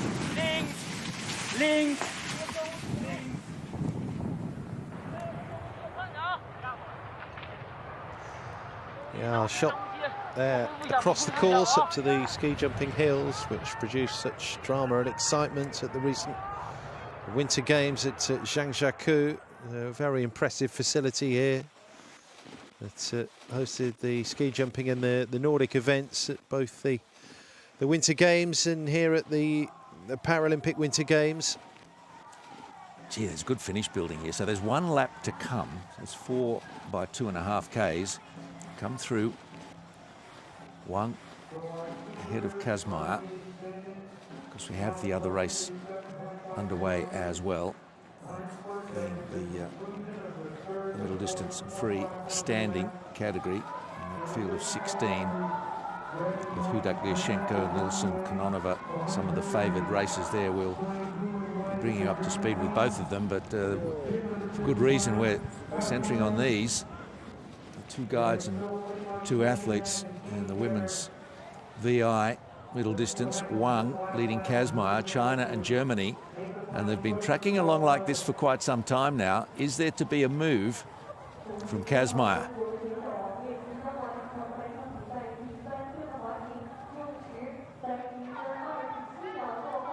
So 8 seconds, 8.7 seconds is Kazmaier's advantage as long as they stay like this. And a little bit further back, Edlinger still seems to be holding off Shishkova in the scuffle for the last place on the podium, the bronze medal position. Edlinger, the winner of the sprint event. Lorenz Joseph Lampel doing his bit as well. The guide for Edlinger seems very much to be a sort of confidence racer, doesn't she? If she fancies it on the day, then she can be competitive, putting the poor memories of the biathlon events behind her here. The Austrian Edlinger. Rating the breeze is only 10, 11 kilometres per hour, but on parts of the course it's clearly much stronger than that. Maybe not down in the basin in front of the grandstand, but higher up around the course. The wind is getting up a little. So how far is Edlinger behind Kazmaier? The next checkpoint will show that for us at 7.5 Ks.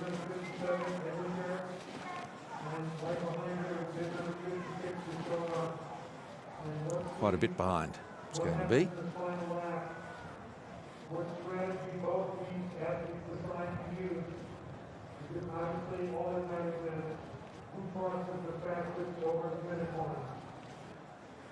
Only 5 left in the race, and so we've got 3 very close together, which is kind of unusual or unexpected. Edlinger at the front of these, Shishkova in 56, and then Rechtenwald. Yeah, she has this huge lead over Edlinger here. Kazmaier.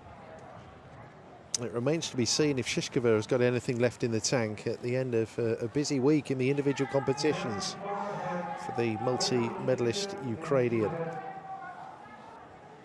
So Edlinger 56 seconds down on Kazmaier and Wang.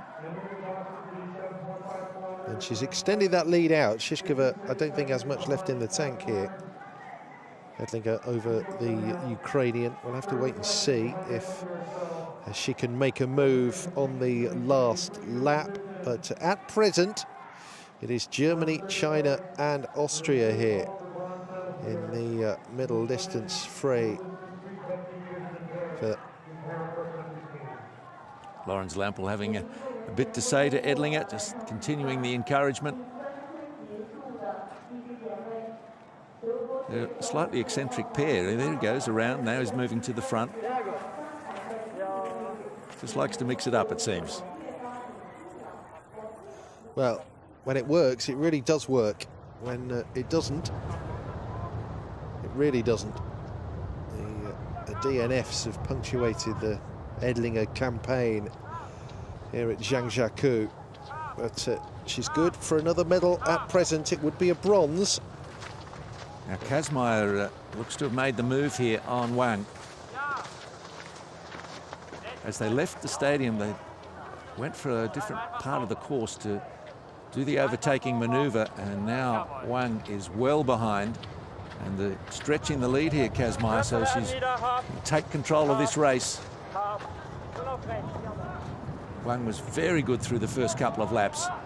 Kazmaier has got the endurance, though, it would seem.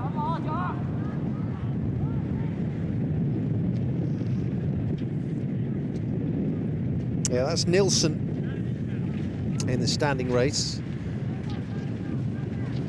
for Norway, one of the favourites in that standing race. We'll be returning to that after the culmination of this VI.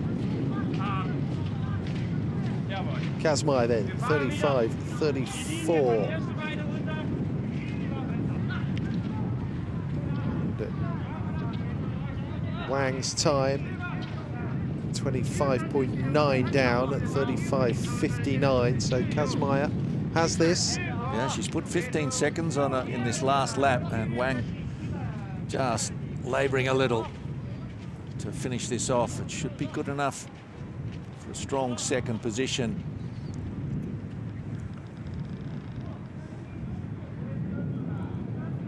And then the three pursuers at the rear, there is Rechtenwald. Edlinger up ahead, and Shishkova. Yeah, that's Rechtenwald, bib 53. And her guide, Valentin Haag. Been a more than respectable return, medals-wise, for Germany.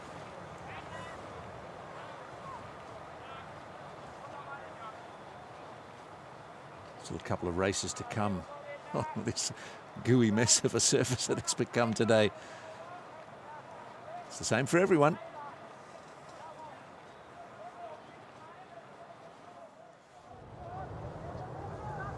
Shishkova outside the medals at present. First time that's happened here in Beijing 2022. It's been a great performance across the board from the Ukrainian and para-Nordic athletes, as we know. None more successful than Oksana Shishkova, 3 and 2 in terms of her gold and silver haul. But it's been a tough and grueling week, and maybe it's taking its toll. Kazmaier remaining in control of this race. Here is the competitor in second place, Wang Yue, and now 29 seconds down. Seems we've settled the issue up front, but it's a good battle still for third. Edlinger just needs to keep Shishkova nearby. And Shishkova is just starting to get away from Edlinger. Edlinger needs to keep the difference under 30 seconds. They're the same classification. Shishkova went out 30 seconds before Edlinger, and Edlinger is struggling. This is a really crucial few moments coming for the Austrian here. And it's had a 14-15 second difference. Well, this is still alive for third. Yeah, it really is. I wondered if Shishkova was spent. Edlinger has been in control of that a race for the last spot on the podium since the word go here, really, after Kazmaier decided to make her move on Wang. I suppose you might say, in terms of Shishkova's finish, the cream is rising here. Has she left it too late? Only time will tell, as we will soon find out. But nothing coming close to Lynn Kazmaier here, who looks set to complete the medal set. Florian Baumann, the guy, doing a good job of just keeping her off to the right of the course, avoiding the athletes from the other race. Now, looking for the best surface and the best racing line. As we come up behind 74 there, that's Brittany Hudak, the strong Canadian in the standing race. Wang alone in second.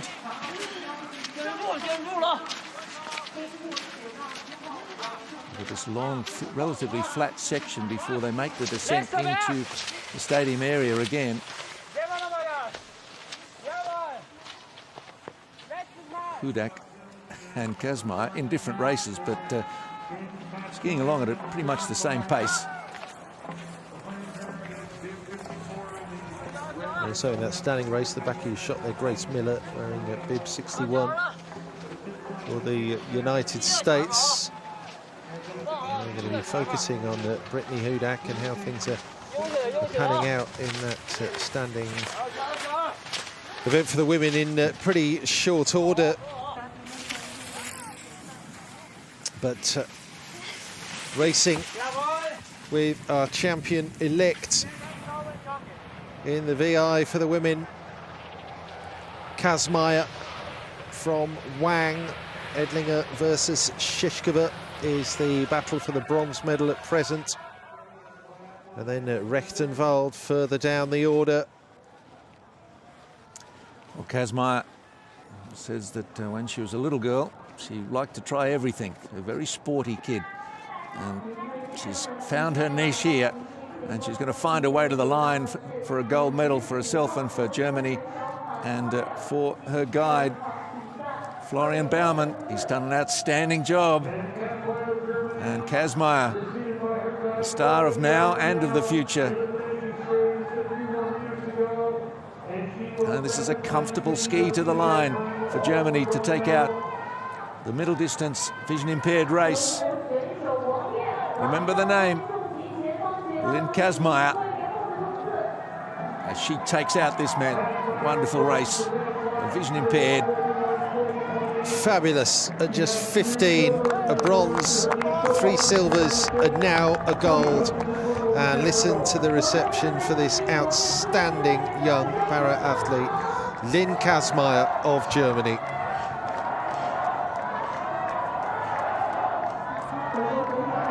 A beautifully judged race.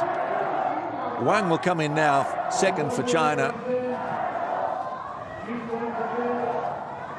Yeah, so 41.40 for Kazmaier, 42.20, 39.5 seconds away is Wang, provisional second. And now we await the times of Edlinger and Shishkova in the race for the last spot on the podium, and it is going to be some race as well.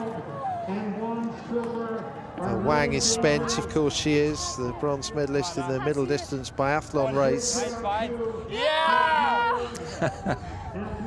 That's right. 1, 2. Well, she's number 1, at least today.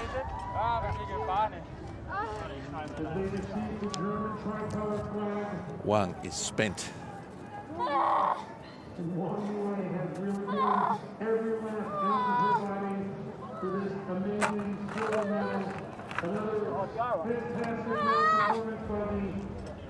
That breeze picking up there.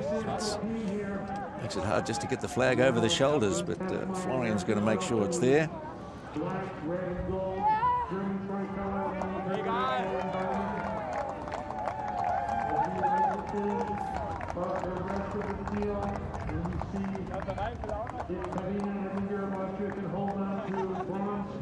Well, that's a photo op that won't be missed and won't be lost. One to keep. Yes!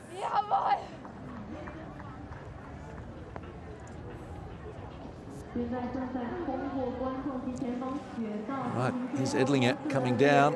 Looks like she might have found a bit more in the closing stages. Is she inside that 30 seconds margin to keep Shishkova out of third place? I think so. Greetings between first and second, but here's the race for third. And it's 57. Edlinger should be doing enough here. Yeah, huge pickup in the pace of Edlinger. Shishkova hits the line, 155 down, 43.36. And Edlinger does it comfortably in the end, so she picked it up. She really did when she had to towards the end. Felt the breath of Shishkova on the back of her neck, did Edlinger. That race for third was holding our attention, but meanwhile, Kazmaier was doing a somersault just in front of the finish line, and well, she's still feeling the joy of the victory and will for some time, obviously. It won't be taken away from her. It's in the record books for good. This outstanding performance from Kazmaier.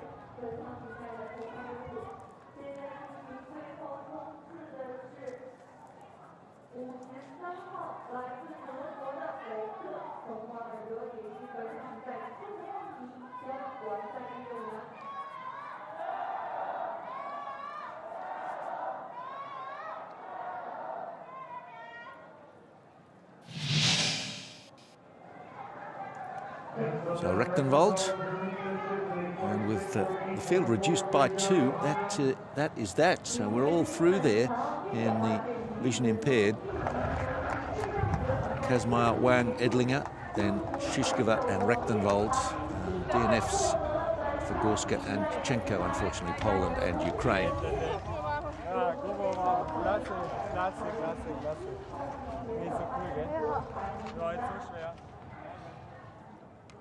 And there's the confirmation. And Kazmaier, Germany, gold in the middle distance vision impaired race. Wang Yue of China, the silver, and the bronze will go to Karina Edlinger of Austria.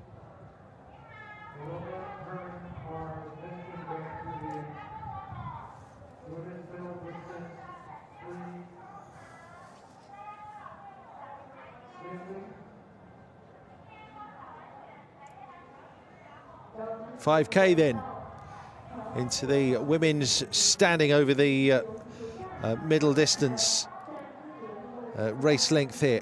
That Kononova, the 31-year-old Ukrainian, from Natalie Wilkie and then Irina Bui. They've all won medals already earlier in these games, those three, and that's how things stand at present. So the Ukrainians set to bolster their medal haul further with Kononova and Bui and Natalie Wilkie as well, who's had a tremendous games personally, is going for her a third gold, but Kononova is going great guns, silver medalist in the biathlon, a middle distance race, has this one at present, but still half the race to go. Well, Wilkie and Kononova, nearly a chaotic moment there as they took some refreshment, but Wilkie coming up looking for a racing line to get past. Kononova making it a bit difficult for her. Wilkie did go out before Kononova.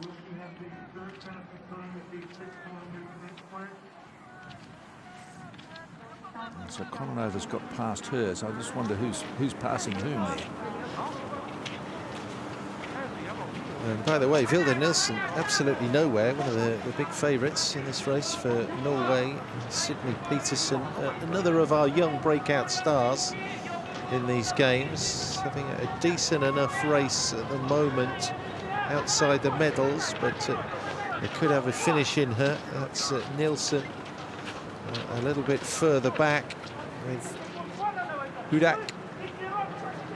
These conditions do ask some questions of your technique and stamina.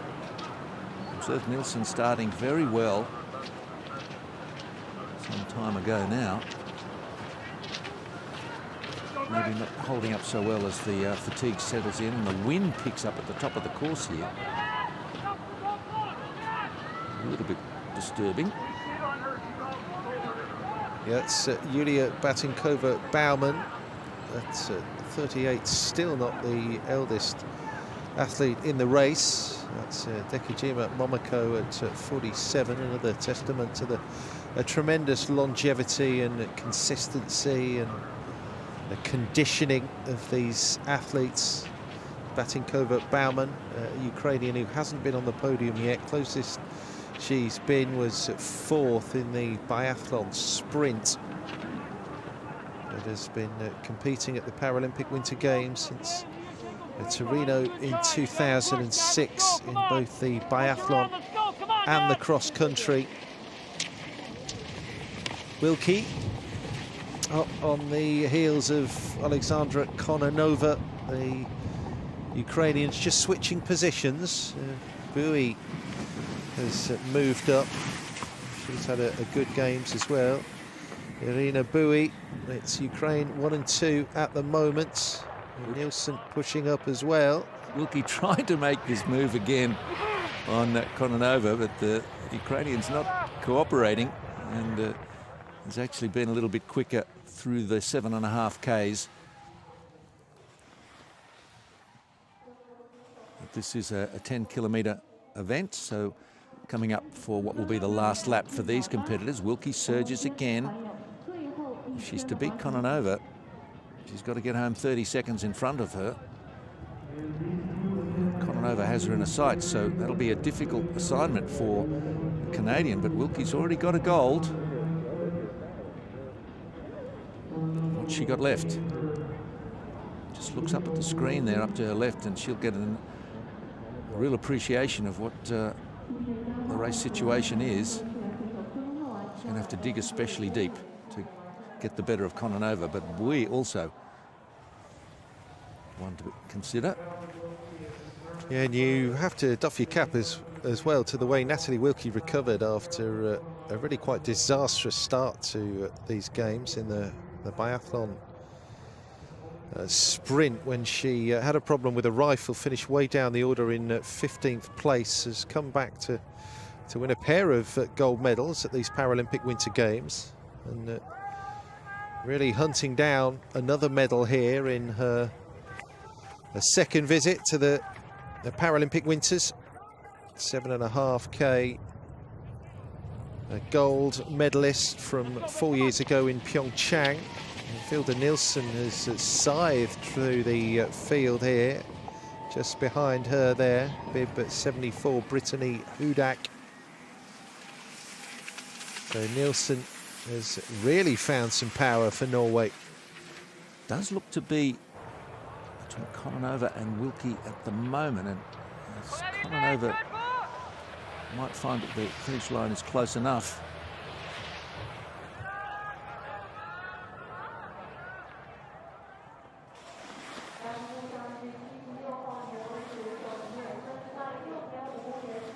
'76 and '74, Nielsen and Hudak. Sydney Peterson off to the right there in 70. Young American who's had a very good games.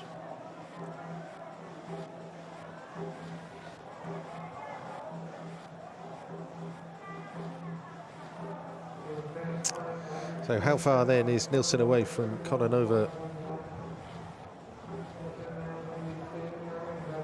Wilkie at 31.32 there, so just over 25 seconds down. So 31.05, and Nielsen yet to hit that checkpoint. Over 20 seconds, but still Kononova in control of this race for Ukraine. 31 seconds the gap. And Nielsen has moved up to a provisional podium spot. There's almost nothing in it though between her and Irina Bui. Peterson hoping for a top 5.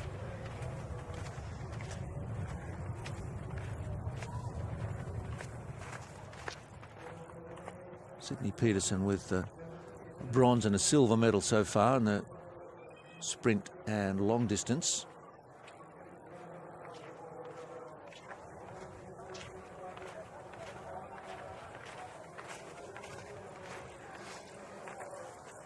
And Hudak, she's got a pair of bronzes already. Biathlon individual and the long distance cross country event. The 28-year-old from Canmore in Alberta, third Paralympic Winter Games for her. Just drifting out of your shot there. As the camera picks up the runners and riders at the head of the field. Iveta Faron there, 67, but we're trying to pick out the 72. That's Natalie Wilkie, the 21-year-old, second place at present, and looking to well, further add to the Canadian haul. Just trying to read the body language of Kononova there in 73. Is she struggling? Wilkie is just edging further and further away from her. I think there's enough of the race left for her to build that out to 30 seconds. Kononova. It's the time at 7.5 Ks. And this is a 10-kilometre event. 65 there, Adovich, United States. 63, Huang, China. Faron, Poland in 67.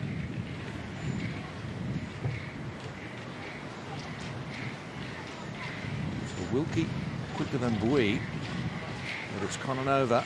What's the difference now between Wilkie and Kononova?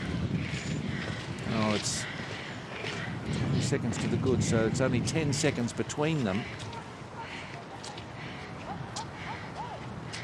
Kononova has probably got enough left. It's a struggle, but she's not going to give up on the struggle, as the prize is a pretty big one.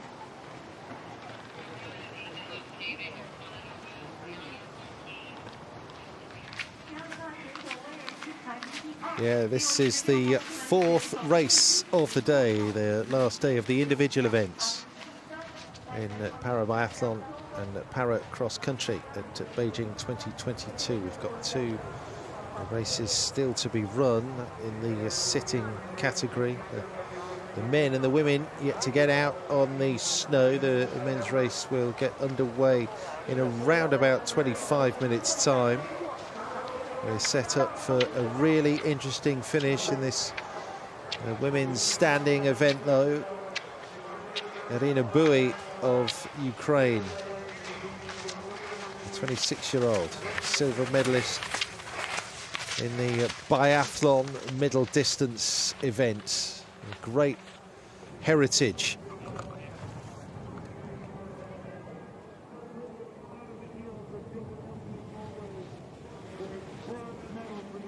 Bui in 66, so that means she went out sixth after Miller, Hormoto, Huang, Dekajima and Arovich.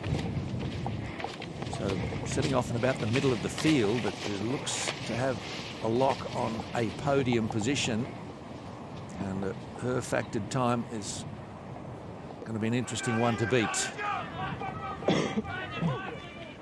Wilkie digging deep. She actually drifted behind Bui's time through this 9-kilometre checkpoint with just a K to go.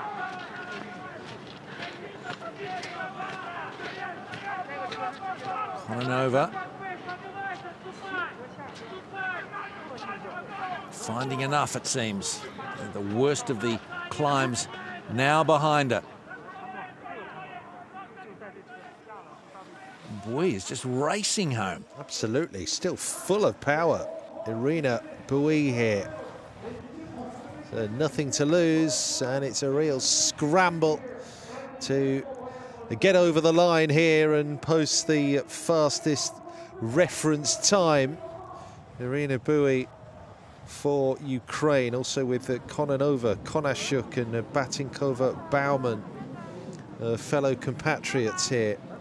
But Bui is digging in and pushing on and finding every last drop of missed, energy. oh, she's lost her way here. She should be in the finishing straight. Yep. Yeah, she's had to be told where she's going, and well, she's corrected that just in time, and across in 41.47. That was nearly a disaster.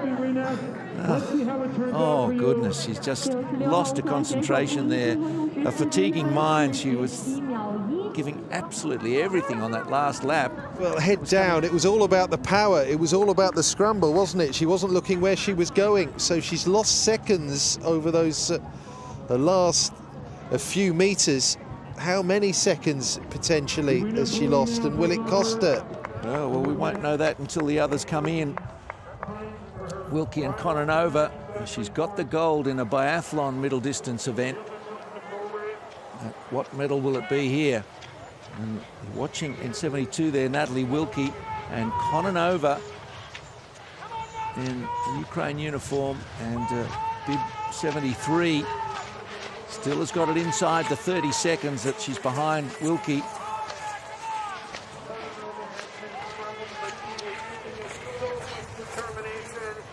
That's Kononova. The interesting thing about their duel is that the Kononova caught Wilkie, having started 30 seconds behind her. Then Wilkie surged again. Come on, right over there, let's go! Hard, you got this, come on! This is Wilkie. Let's go, right, let's go! Well, she just has to come round that last curve.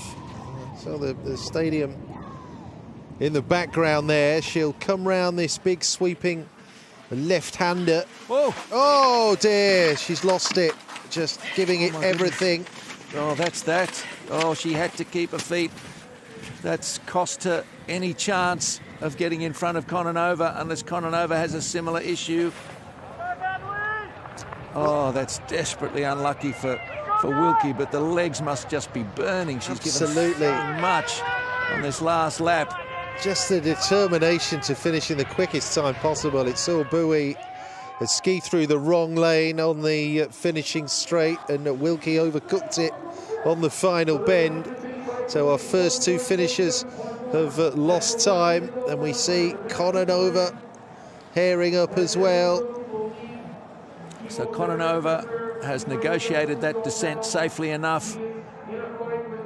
Oh, desperately unlucky for Wilkie, but that was her mistake alone. Nobody bumped her. It was just the fatigue and the speed. But Wilkie will come in. Can she beat that one? 41.47, should be able to do that, but Kononova is right behind her now. Yeah, and she shouldn't have been, should she? Wilkie should have been over the line by now. Well, it seems that she's going to come in ahead of Bowie's time, yeah, to the tune of 1.8 seconds. And then 41.18, Kononova into first place. Wilkie second and Bowie third. 27.3 seconds, not quite sure she lost that much time with her slip. But Kononova, you have to doff your cap. That was a strong race and a strong finish, and she was helped by errors from Wilkie and Bowie. Well, Wilkie manages a smile. She's probably thinking, I don't know if the fall, as you say, cost me the gold medal. It would have been close, but she's into second place, and oh, what drama at the end here. Kononova, Wilkie and Wee, Ukraine, Canada, Ukraine.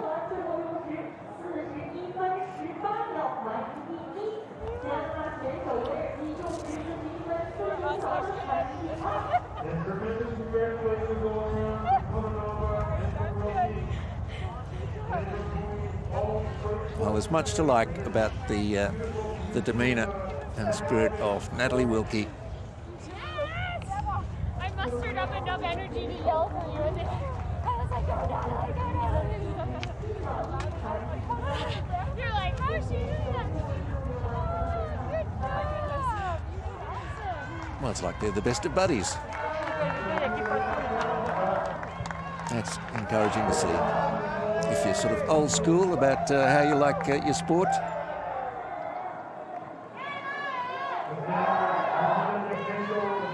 And Lyashenko with a great finish. Just outside, off the podium. 3 medals in biathlon, but not here. It's not happened for her in the cross country. Then Dekajima comes in. We've still got Vilda Nilsson to finish, by the way. You could wonder at 47 whether Dekajima has just skied her last Paralympic Winter Games event.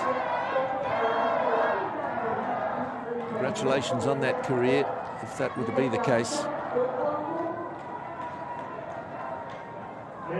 Nilsson just outside the medals, 51.4 seconds behind Kononova.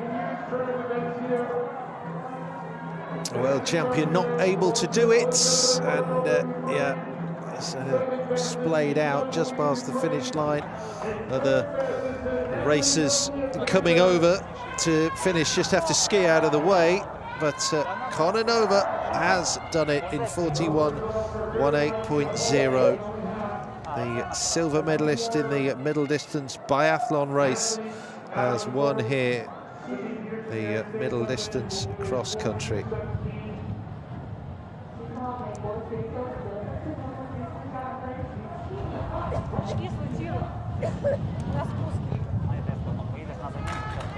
In some ways it's surprising more athletes haven't had a tumble.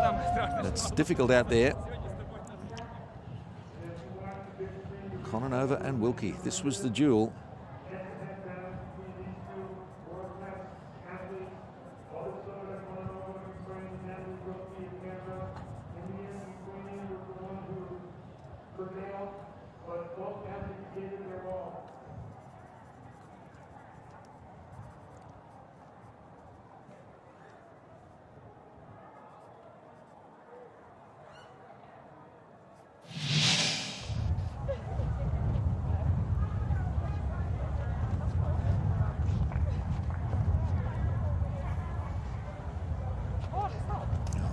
Not really able to respond to the generous gesture from Kononova. She will shortly when she gets a bit more air in the lungs. It really is windy now. Just had a slight announced delay to the start of the next 2 events, the sitting category for the men and the women. Won't be far away though.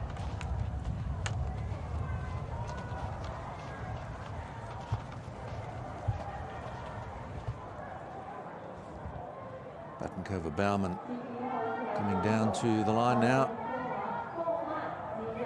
Best part of 5 minutes behind Kononova.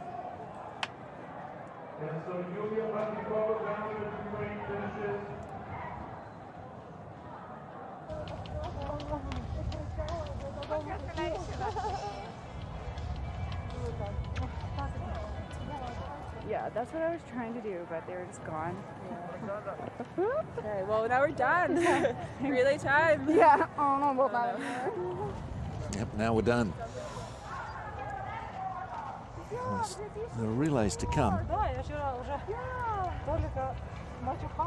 in terms of individual events, for these competitors, that's it.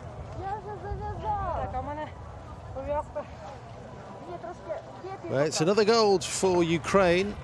Their first gold medal on this last day of the individual events. And Kononova has her 5th Winter Paralympic Games gold personally.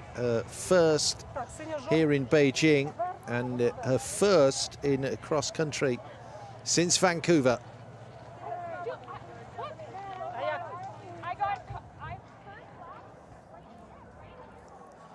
Kasmeier, Wang and Edlinger compose the podium in the women's VI.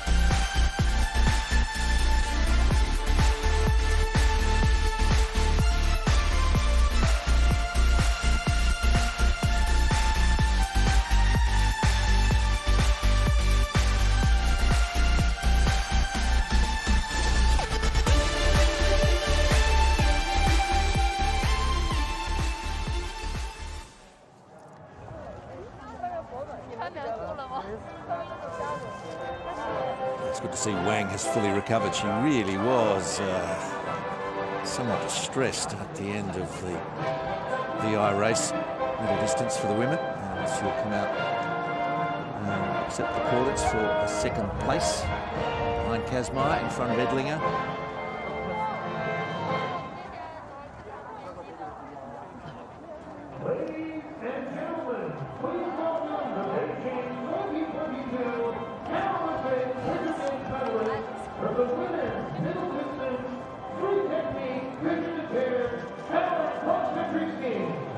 Oh, Edlinger, this is troubling to watch. We know she's had some health issues through these games, and the bronze medalist needing some considerable assistance to make it out.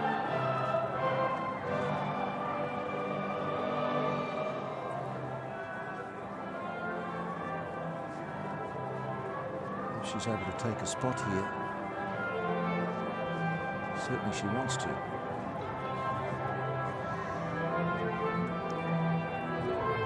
Yeah, she is having to be literally propped up to enjoy this recognition ceremony.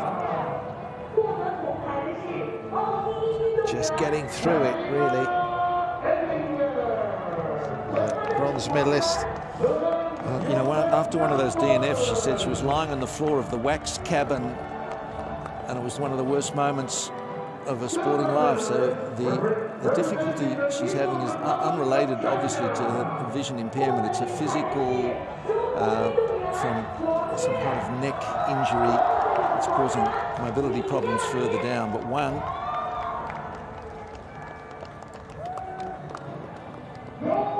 somehow Edling is managing to smile with all the pain that she's experiencing.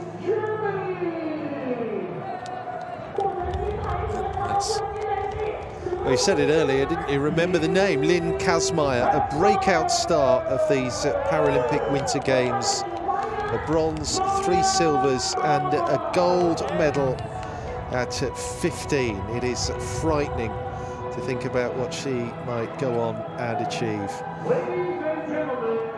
What an athlete, and what a career stretches out ahead of Lynn Kazmaier of Germany.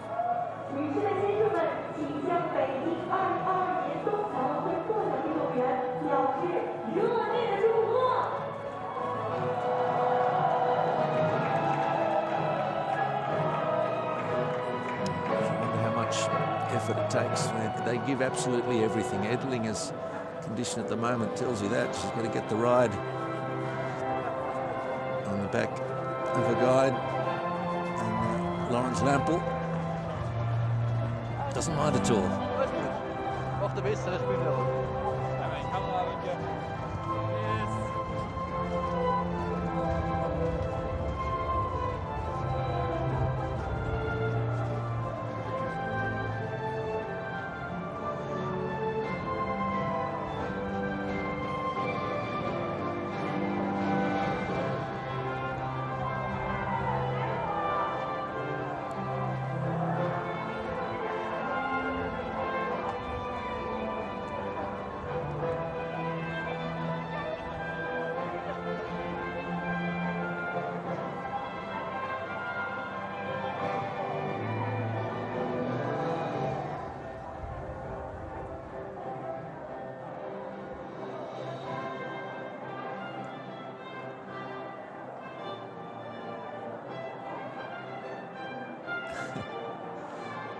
Edlinger, congratulations.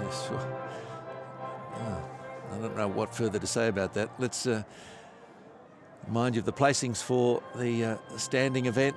Kononova, Wilkie and Bui, Ukraine, Canada, Ukraine.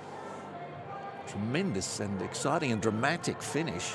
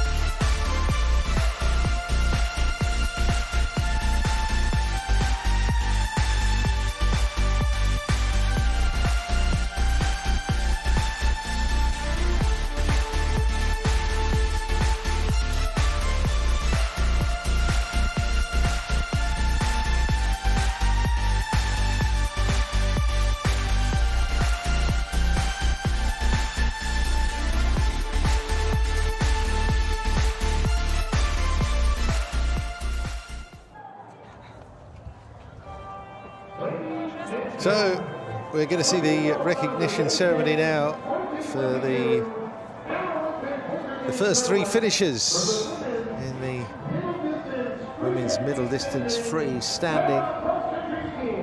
And after a barren day thus far for the top medal nation, Ukraine, all of a sudden 2 medals come along at once. Ukraine with 3 of the top 4 here. Lyashenko just off the podium, but Bui there with the bronze medal, and Kononova, our champion, Bui, who won the middle distance biathlon event, got that a 3rd place, 9 seconds ahead of Lyashenko, her teammate.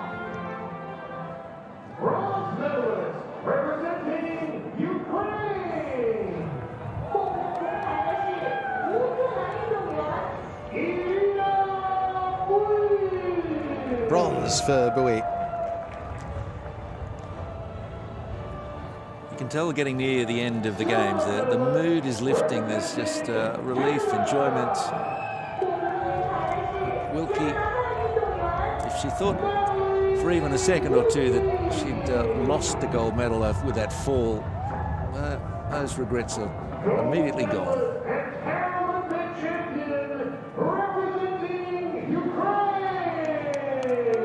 Kononova was too good probably anyway. I don't think that the amount of time that Wilkie lost was enough to make a difference to the outcome. Kononova overcome. Ladies and gentlemen, show your appreciation for the Beijing 2022 Paralympic Winter Games medalists. 女士们、先生们，请向北京2022年冬残奥会获奖运动员表示热烈的祝贺。 Well, again, one can only imagine what's going through the mind of the athletes. A long way from home.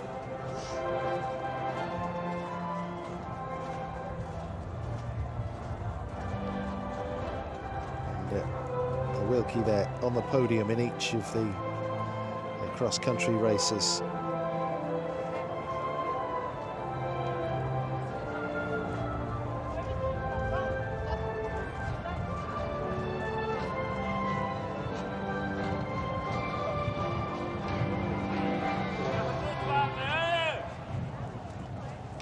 Takes Ukraine up to 27 medals in the Nordic disciplines, the parabiathlon and the cross-country. Oh, better pick that one up. The Ukrainian athletes have said that they especially appreciate all the support that the other competitors have been giving them here. It's meant a lot to them.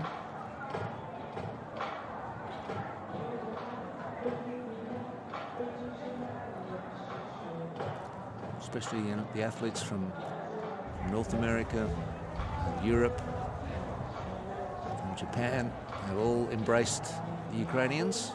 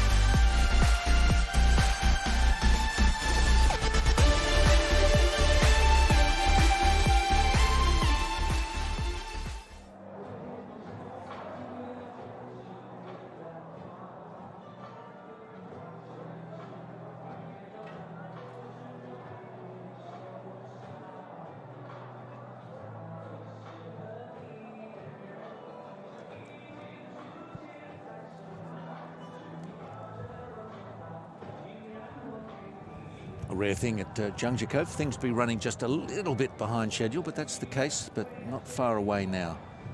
I'll start with the men's middle distance sitting event over 10 Ks. Clear skies now after a cloudy start to the day.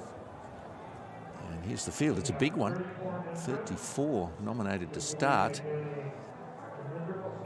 And a great spread of nations, including from Croatia, Georgia, Kazakhstan, Italy, Argentina. As you can see, Mori Hiroaki there of Japan. Ethan Hess of Canada. Brazil with some in. Poland, Great Britain.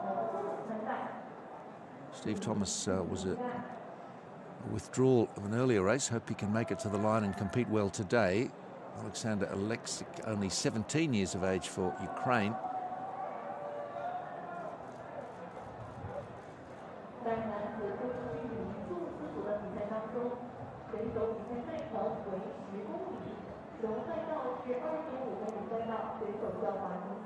Colin Cameron of Canada, always a strong competitor, and a good crowd in now.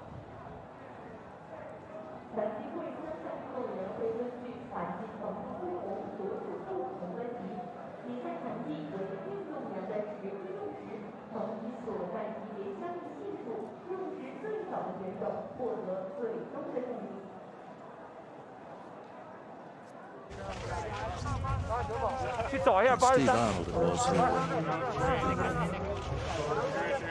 the late withdrawals from the sprint and the individual event. Hoping to line up in this one. Yeah, Colin Cameron, 2 bronzes thus far in the sprint and the long distance event. Mr. Muscles will be working it again. He wants another medal. Of course he does. He'll go 4th from last here. It's going to be a very interesting scene up at the head of this race. Italy's Giuseppe Romolei. Taras Rad as well will be a big threat for Ukraine. So first to go here, the first of our 34 racers in the middle distance sitting category. Amongst the men, it's Joseph Zimmer, the 35-year-old from Bjelovar in Croatia. Finished 36th in the sprint event. That's kind of his level. 35th in Pyeongchang, second Paralympic Winter Games. Here's Tamuri Dadiani, the 30-year-old from Tbilisi in Georgia. 35th in the sprint. He's represented Georgia in wheelchair fencing, 2015 World Championships, and hand cycling. He's had a go at a few sports.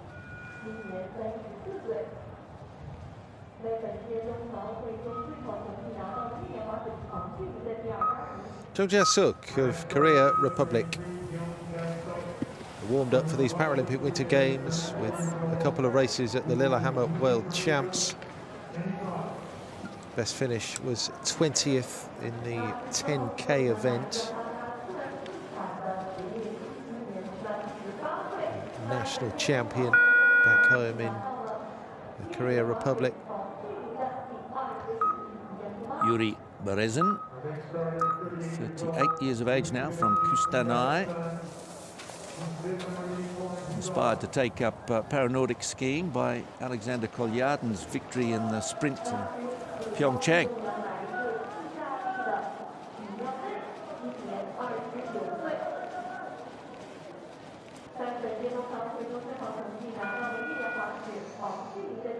Giuseppe Romolei, the big hope for the Italians in this race, but Michele Bilione goes as well, the 29-year-old from Centallo. It's his first taste of the Paralympic Winter Games, only been on the World Cup circuit for just under a year actually, but Giulio Frizz, the Italian national coach, has big things expected of him. Nicolas Lima. Not from Peru, but Argentina, from Ushuaia. And to the World Championships in Lillehammer in the equivalent event here. Finished 22nd, was 15th in the sitting 18K, 25th in the sprint. Well, Josh Sweeney is transferred to cross-country from para ice hockey, where he was part of the gold squad for the United States in Sochi 8 years ago. How about that for the Paralympic Winter Games pedigree? Goes here for the United States, the 34-year-old from Boise in Idaho.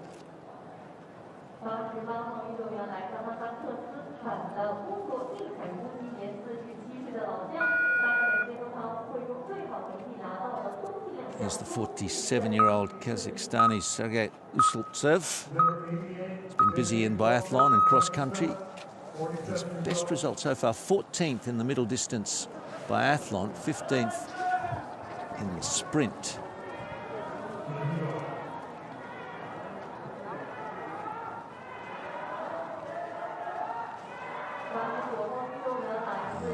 Sit skiers are going to find these conditions pretty tough on the uphill sections. When the Paralympic torch passed through Tokyo en route to Beijing here, Mori Hiroaki was a torch bearer. The 25-year-old hails from the Japanese capital. He was at 31st in the sprint event. Mori goes next for Japan. Next of the Kazakhstan athletes, Denis Potranco, 32 years of age, out of Shushinsk, 25th in the long distance event. Also competed in Pyeongchang. The team was 6th in the relay, that was his best result there, and 12th in the long distance also. Best finish for Ethan Hess at either the previous Paralympic Winter Games or World Champs was 8th as part of the Canadian squad in the open 4x2.5 relay in the Prince George the World Championships in British Columbia 3 years ago. He's at 22, Ethan. He finished 26th and 18th in the sprint and the long distance events already here in Beijing. I reckon he might be rocking the best hair in this field, though. Du Tian of China next to go, the 27-year-old from Dazhou. Just out of the medals in the long-distance event, finishing 4th, and the locals give him a big cheer as he leaves the stadium area. Dadiani of Georgia out on the course. So these athletes required to do 4 laps of 2.4 kilometres. Maximum climb of 13 metres. It's the section of the course where you can really hear the wind make its way through the hills of Zhangjiakou. Berezin of Kazakhstan just coming up beside the Georgian.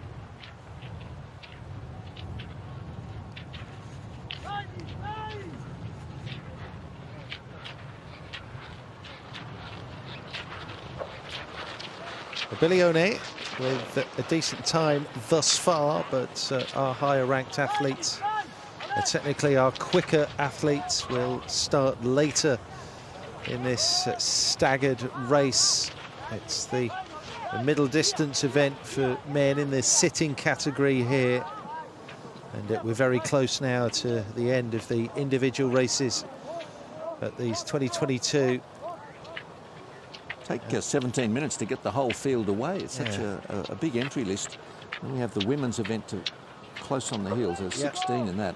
Plenty of overlap races. It gets pretty busy out there.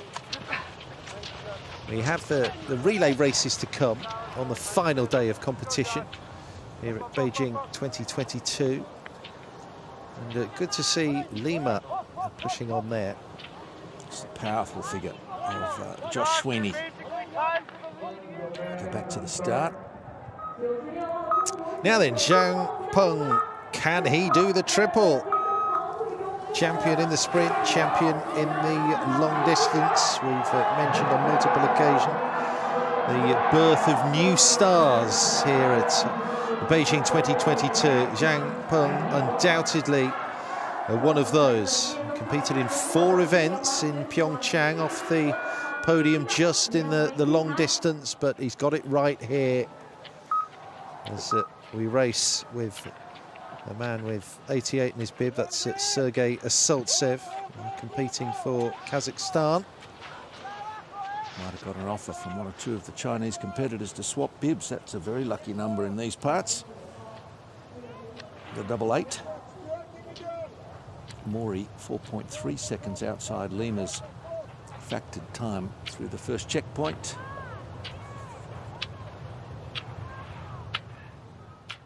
And 98 is Callum Du Bois. And Callum, 25 years of age, 22nd he was in the sprint. He was involved in the World Championships in 2019 in British Columbia. At a 13th in the long distance was his best result.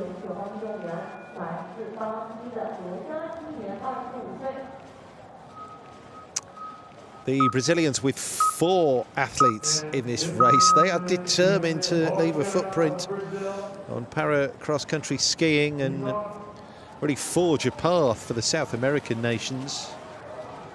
We know that training in cross-country is grueling. The Brazilians train under entirely different conditions. Sort of temperatures of 40 degrees back home in San Carlos. Rocha is out after Wesley Dos Santos and Robelson Lula, with Christian Ribera to start later. Do 36 seconds inside Lima. Yeah, he's just carved half a minute off the previous best time through there. That's a significantly good start for Du.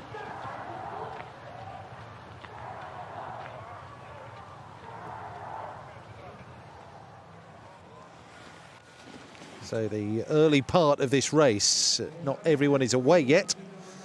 So these provisional times will give us a reference point for the early starters. As Rocha got away, Alexander Alexic, Steve Arnold as well.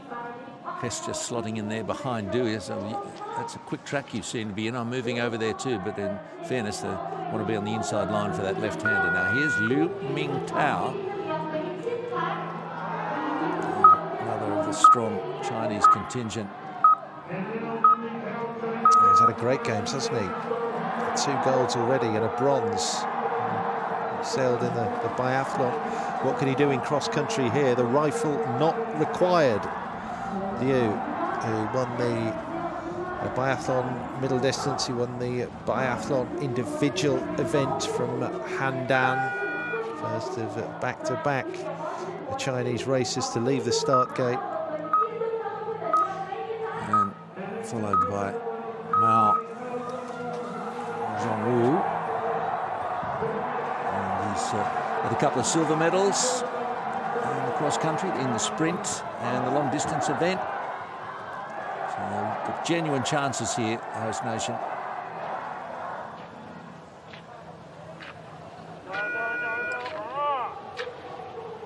Zheng taking another 22 seconds off what looked a quick time from Du.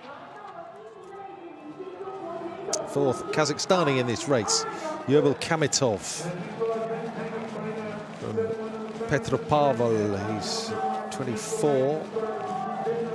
Yerbal, best finish in 4 races so far here at the Zhangjiakou National Biathlon Centre. 7th in the long distance cross-country event. Also competed in biathlon. Scott Mina next to go. Born in Glasgow. And he's had a few top 10s, 9th in the sprint and middle distance biathlon, 6th in the individual event in that biathlon, and 12th in the long distance cross country. So good, solid games for him.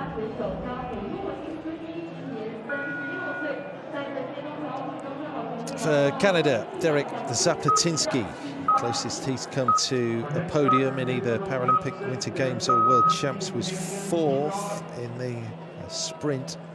They run over 7.5 kilometres. That was in biathlon at Prince Edward Island in 2019. Competed in biathlon and cross country in Pyeongchang. Best finish there was 9th in the long distance cross country race. The experienced Maxim Yarovyi of Ukraine from Mykolaiv. He's had a busy program, although he didn't manage to finish the middle distance event in the biathlon. So the best of 11th in the sprint biathlon. In the cross country, a 20th in the sprint, 15th in the long distance. Third Paralympic Winter Games appearance for Aaron Pike. Previously been a silver and bronze medalist in World Champs in biathlon.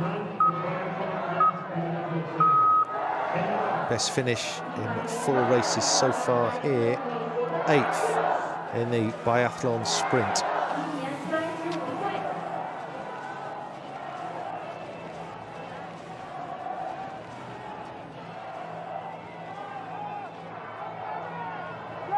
Back out on the course, 1:02 is Liu Mingtao.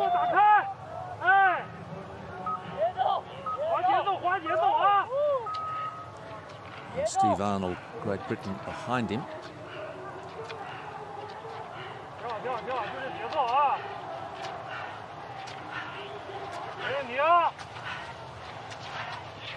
Oh, 57 seconds down on the leader through there. As we go back to Vasil Kravchuk, Ukraine.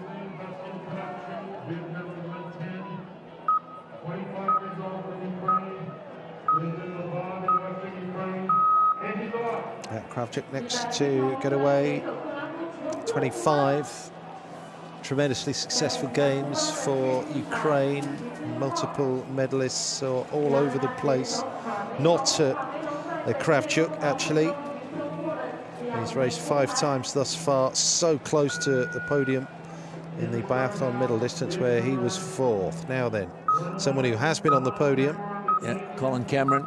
A couple of bronze medals for him in cross country, long distance, and a 4th just out of the medals in the individual event in the biathlon. And he's got all the ones on the bib. Be all right if he finished number 1, but goodness, the start of the race indicates there's another strong showing from China. 2-time gold medalist at the recent World Champs in Lillehammer. That's Pablo Baal. This is his first visit to the Paralympic Winter Games. Best, he's finished 6th in the biathlon middle distance event.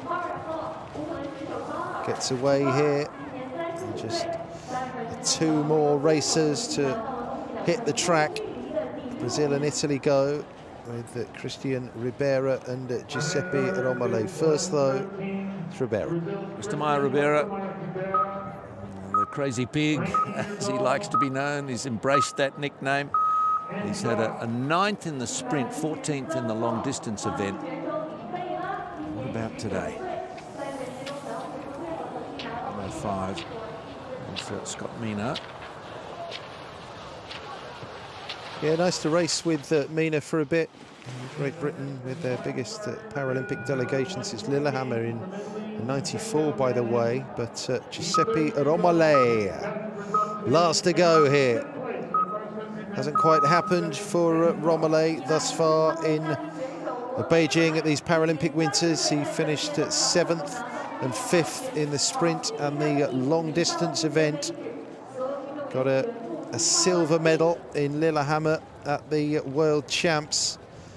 But away and racing, and it means that everyone is out there on the course. This is the men's middle distance event for sitting athletes, the penultimate individual race here at Beijing 2022 in the Para-Nordic events. We've got the women sitting still to come, but they're all out there and they're all passing the checkpoints, and now we can properly get racing. Yeah, so 34 entered have all managed to make it to the start line, and just a couple of minutes away from the women's event joining them. Breezy but now sunny day in Zhangjiakou. Shen outside that time of Mao by 38.9 seconds.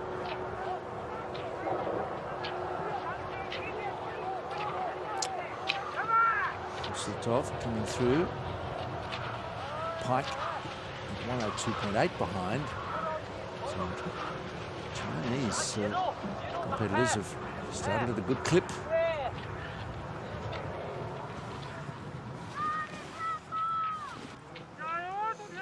.88 there. It's Assaultsev. You know that he's a fast starter, but at 47, does he quite have that staying power? Mao Zhongwu, by the way, same podium in the sprint and long distance events. Mao, a pair of silvers behind Zheng Peng. It's been a happy hunting ground, really, in the cross country for the Chinese men at the Paralympic Winter Games. We've mentioned it on plenty of occasions. A breakthrough, the competition for the Chinese here in the Nordic sports. Women's middle distance event, hot on the heels of the men's. Slightly smaller field of 16, but there's some quality in here. China again with a good representation. Yang Hongqing, Zhai and Shan, Li and Ma. But take your eyes to the bottom of the screen there. Kendall Gretchen, Oksana Masters, who've been racking up the medals between them in both cross-country and biathlon. So they'll be looking to challenge the host nation today. 1-2-5 there, Bilodeau of Canada. Starting in the middle of the field, will be led off by Erin Martin of the United States. In just a moment or two.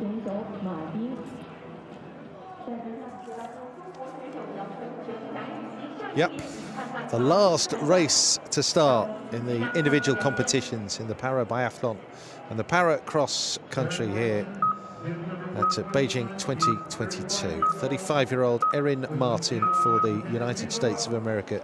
She was 16th in the sprint event. Goes first for the USA. Of course, at the back end of the order, going last, it'll be Gretsch and Masters. There is really good, honest representation for the USA in the sitting event for women here. 27-year-old Hope Gordon.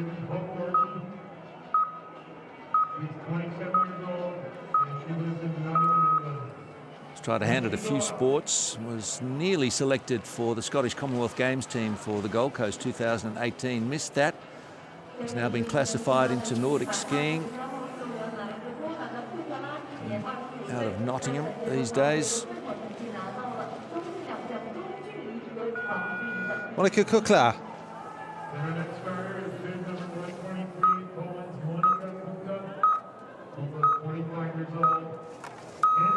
The middle order athlete, if her results this past week are anything to go by. She has a finish of 13th, 11th to 10th. Those in the biathlon events, the middle distance and the individual. This is her first taste of the Paralympic Winter Games. Best at the recent World Champs was 12th in the long distance. Well, watch out. One of the real surprise packets of these games is Yang Hongchong, gold medalist in the sprint, gold medalist in the long distance event. Can she triple it? 3 out of 3. It's possible. And on form, you'd say almost likely. Come to the sport quite late at 32.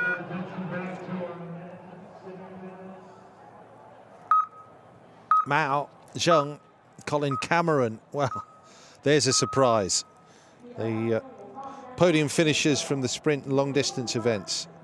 1, 2 and 3 also in the middle distance for the sitting athletes. That's the men's race that's happening simultaneously as we get each of our starters out in the women's sitting contest. Lera Derdeline, and then 4 more Chinese athletes to leave the start gate. But Mao Zhongwu is going great guns. Each of the laps 2.4 kilometres. The total race distance is a touch under the 10Ks. And Mao from Zheng at present. Colin Cameron has moved up.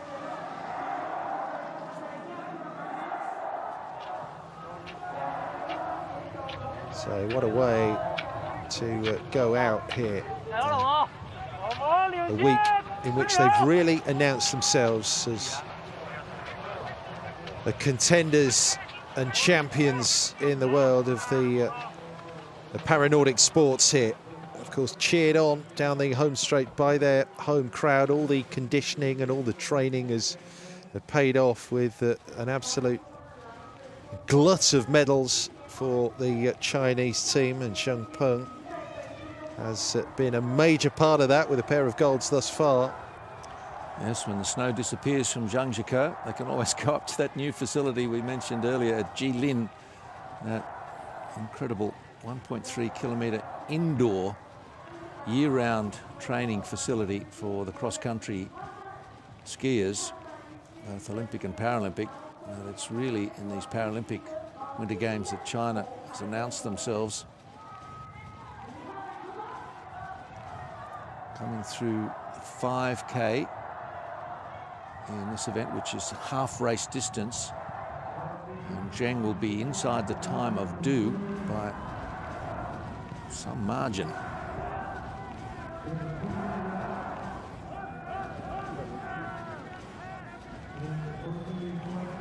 Yeah, another race with factored times here. A clock running at different speeds for each athlete depending on their individual impairments within the umbrella category of sitting, of course. 1:14. A lot is expected of the Italian Romele at 30. Had a very good world champs. It's one where sort of unexpected athletes have come through, but not the ones people expected to be the unexpected ones, if you will. Ribera was, as some people who know a lot about these things, a hot outside tip. Romele likewise, but it has been the Chinese, hasn't it, with Zheng and Mao. They've come through to dominate the podium in the cross-country events thus far. And if you look at biathlon as well, Liu Zixu, Liu Mingtao have gobbled up the golds also. Going to have a lot of traffic in these tracks for the next little while as the women's field in the distance event of 16 joins the 34 in the men's event, giving us 50 altogether.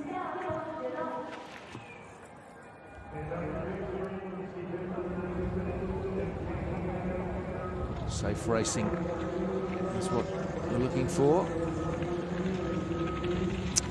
Pablo Bal just skimming his way around the outside there, but concentrating understandably on Zheng Peng, our race leader in his second Paralympic Winter Games. 1:12. That's Bal. Those distinctive Ukrainian colours, the yellow sleeves, and we've seen a lot of those colours this past week up in the mountains at Zhangjiakou. Well, so soft is the snow that these machine-created parallel tracks are starting to disappear in certain sections of the course.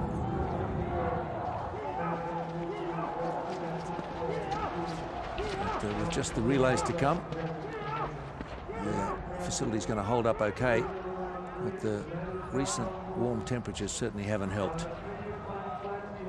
Now Mao coming through the 5Ks. Zheng's 14:36.9 the guide time. Still getting a couple of the women competitors away. Off to the right there at the start gate.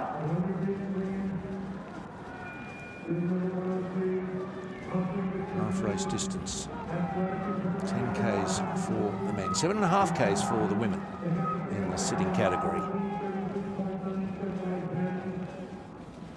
Mao challenged Zheng's half-race distance time of 14:36.9.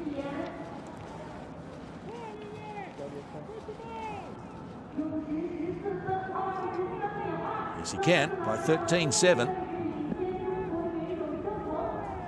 Zheng and Mao just battling it out again for China. It's Oksana Masters, by the way, as the final starter in the women's event, joining the men on the track. And so we've got everybody out there in this sitting category. 2 races.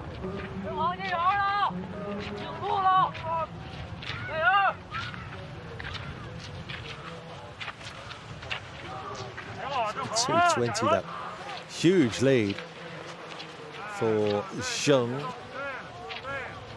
Well, he has that endurance, very impressive in the first 2 cross-country races earlier this week.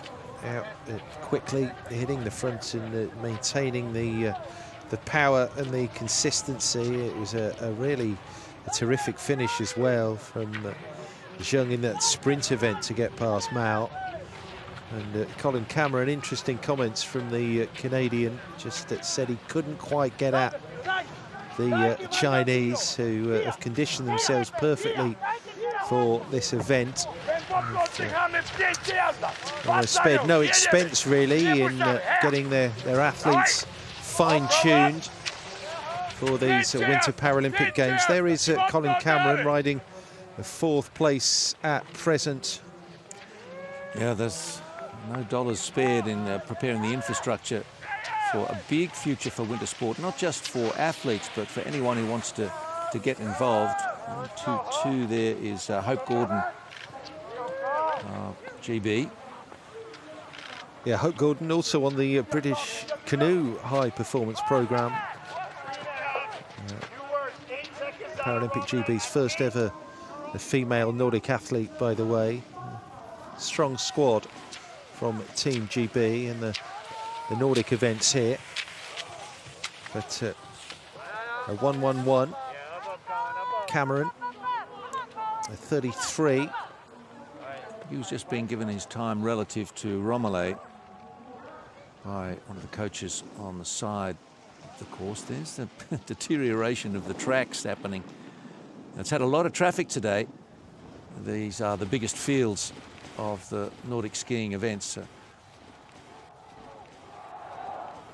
have to expect that this will happen, and particularly when athletes do need to do that, change lanes to make the overtaking move.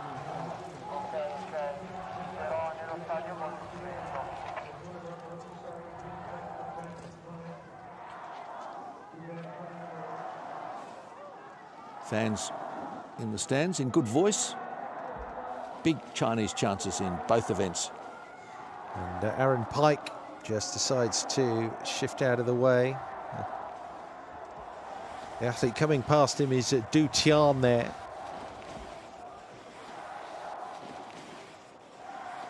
And again, just moves up because he was an earlier starter, Du Tian, so coming past the 7.2 checkpoint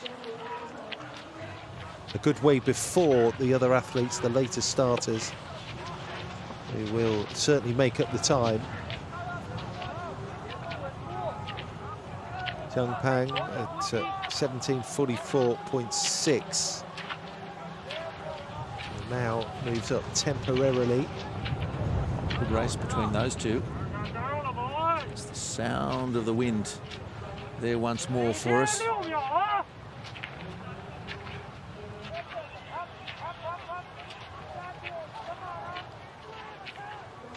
It's reminding me they're going to capture all of this artificial snow at the end of the games if they possibly can. It's a water-deprived area, and so any water is welcome, and there's a fair bit of it still left for the competition venues, and any way that they can use it, they'll be doing so as part of trying to produce a green games. 1:12. is Pablo Baal. Kendall Gretsch off to the right there. Just early in the women's race. Yeah, it's going to get very, very busy out there. The two races happening simultaneously. The last two races in the individual events in both the parabiathlon and the cross country at these 13th Paralympic Winter Games. 12 or 15 athletes all in view as they come through the start-finish area. Work lies on Zhang Peng in 96. 125 there is the Canadian competitor Lynn Marie Bilodeau.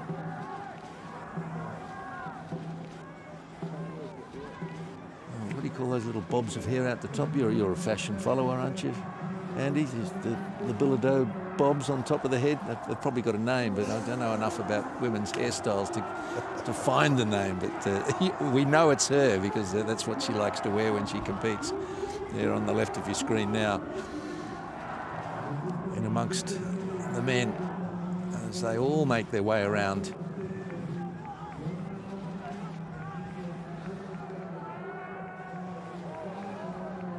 Yeah, these races starting to flatten out now. Mao Zhongwu still going great guns for Team China. And plenty of encouragement you can hear from the coaches round about the race course here. And you can see that the rising temperature again. The deeper we get into this last day of the individual competitions, just an interesting factor for the competitors. Very overcast and misty at the start of the day. Generally speaking, though, the temperature has been lifting throughout this week, and you see the brown earth and the grass around about the racetrack here. Yeah, not much of it left. Temperature up to 6 degrees. The wind has picked up to over 20 kilometres an hour. 85 is Biglioni. And coming up a little too quickly behind him to do it safely, Pablo Baal. The tracks in the snow sometimes steering the sit skis not where the athletes intended. Unmistakable figure of Colin Cameron.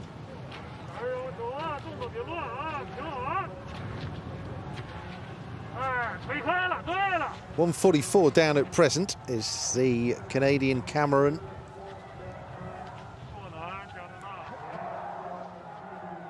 It is a day for short sleeves. As Mao looks to challenge the 22:13 at the 7.5 kilometre checkpoint. So they're fairly deep into the race now. It's 10 Ks for the men in the sitting category. Skarstein there in 1:33 in the women's event.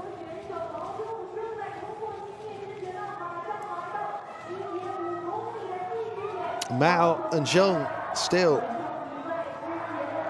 Nothing to suggest that that duo will be disrupted by Colin Cameron or anyone else at present. The 1-2 from the equivalent distance races in the cross-country events. So 1:33 in the women's race. That's Skarstein, the summer Paralympic champion rower. Yeah, the unmistakable sit ski were proudly boasting the Norwegian colours. She makes the climb out of the stadium area again. Women making 3 circuits of a 2.4 kilometre track. It's the same track, obviously, as the men, but there's one less circuit.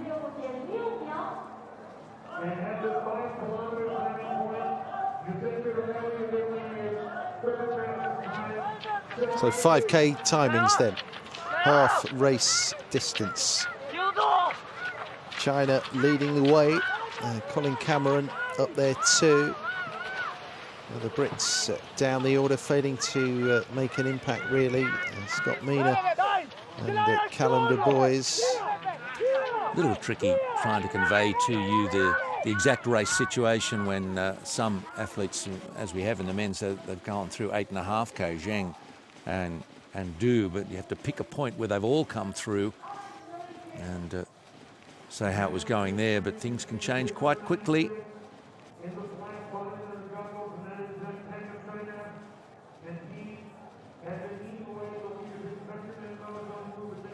The skiers looking for a clear way around slower opponents, or rivals, shall we say. Let's go. Cameron almost a couple of minutes down on Mao. Chinese competitors making this race their own.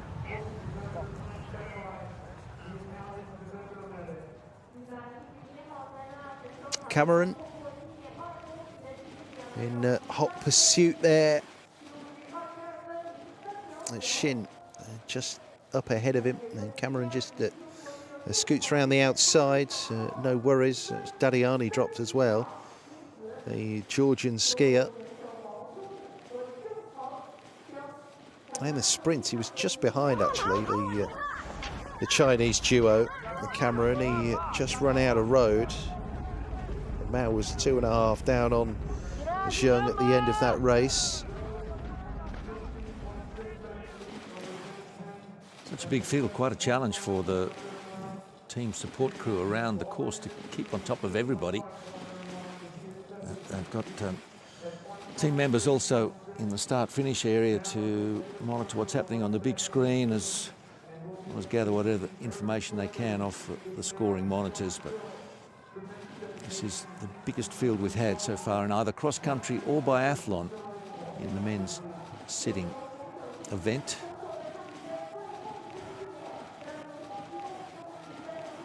Zheng, by the end of the long distance race, he was 17 seconds ahead of Mao, and just the best part of 5 minutes better off than Colin Cameron.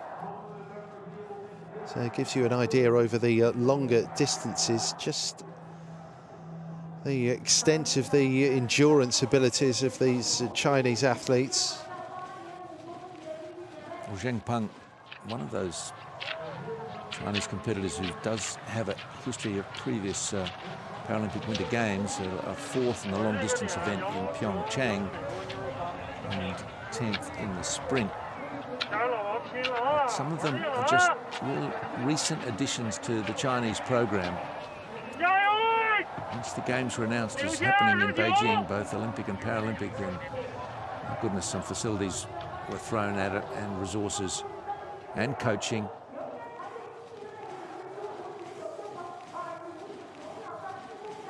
I think, for example, in the Chinese biathlon program for the Olympics, they went straight to the top. They said, Ola Einar Bjørndalen, we want him. And the great Norwegian was a contributor to the Chinese biathlon program.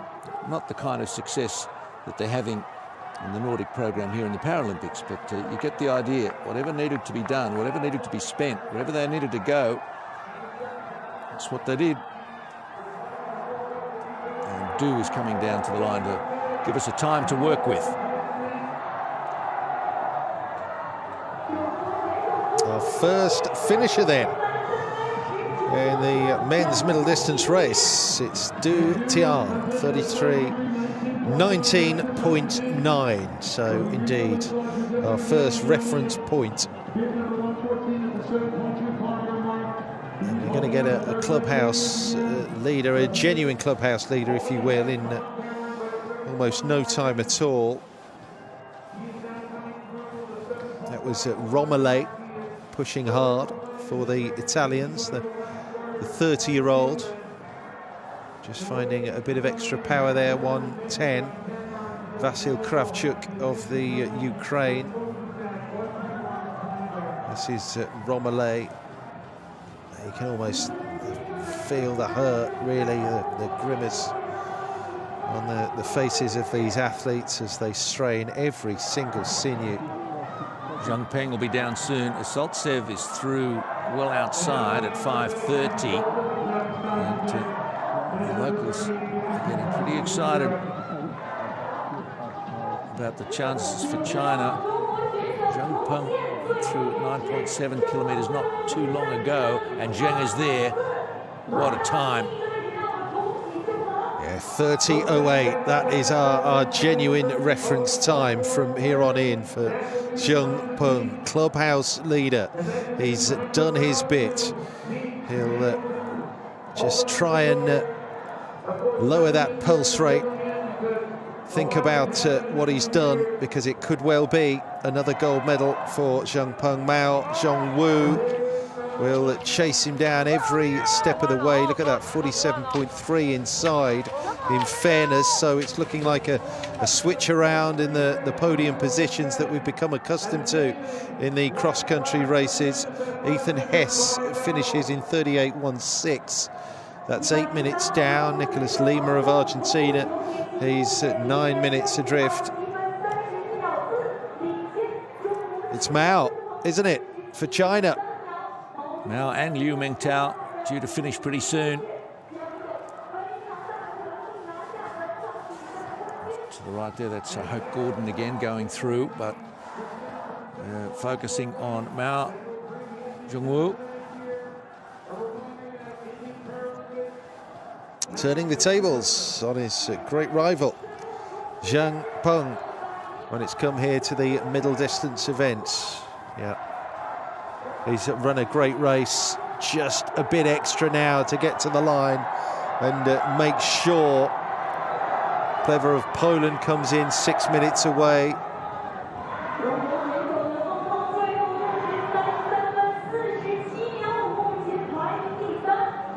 Alexic of Ukraine, 4 minutes 44 down. But here comes Mao Zhongwu. Great power. Oh, he's going to be so much quicker as well than Zheng Peng. It's going to be more medals for China. Not going to be a third gold for Zheng. Mao is well inside the time. Oh, well inside. Almost a minute inside the time. That is a blistering run from Mao Zhongwu. It's Mao, Zheng and Du, then Liu. It's China 1, 2, 3, 4 at the moment.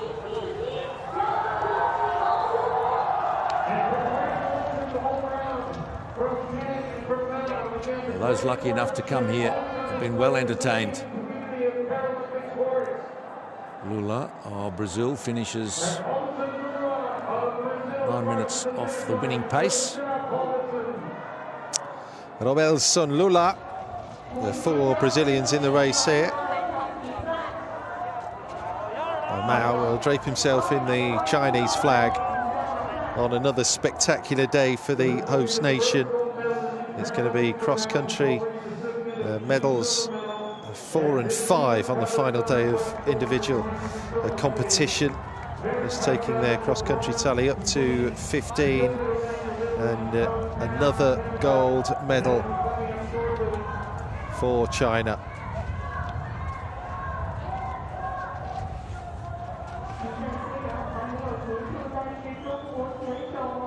Kamatov coming down towards a top 5 finish, provisionally. So 99 comes over, Guillaume Rocha, 37.23. So where's Cameron? Well, they're not hanging about, are they? They're enjoying the moment, because there aren't going to be too many more here on home snow in the Beijing Paralympic Winter Games. Yang Hongqiang leading the women's middle distance sitting event through the 3.5K, ahead of Oksana Masters, China 3 and 4. And this is a field of 16. Hope Gordon at the tail end of the field at the moment, and they're deep into the race as well. So let's catch up with the action. with the women. And Yang Hongqiang is leading it.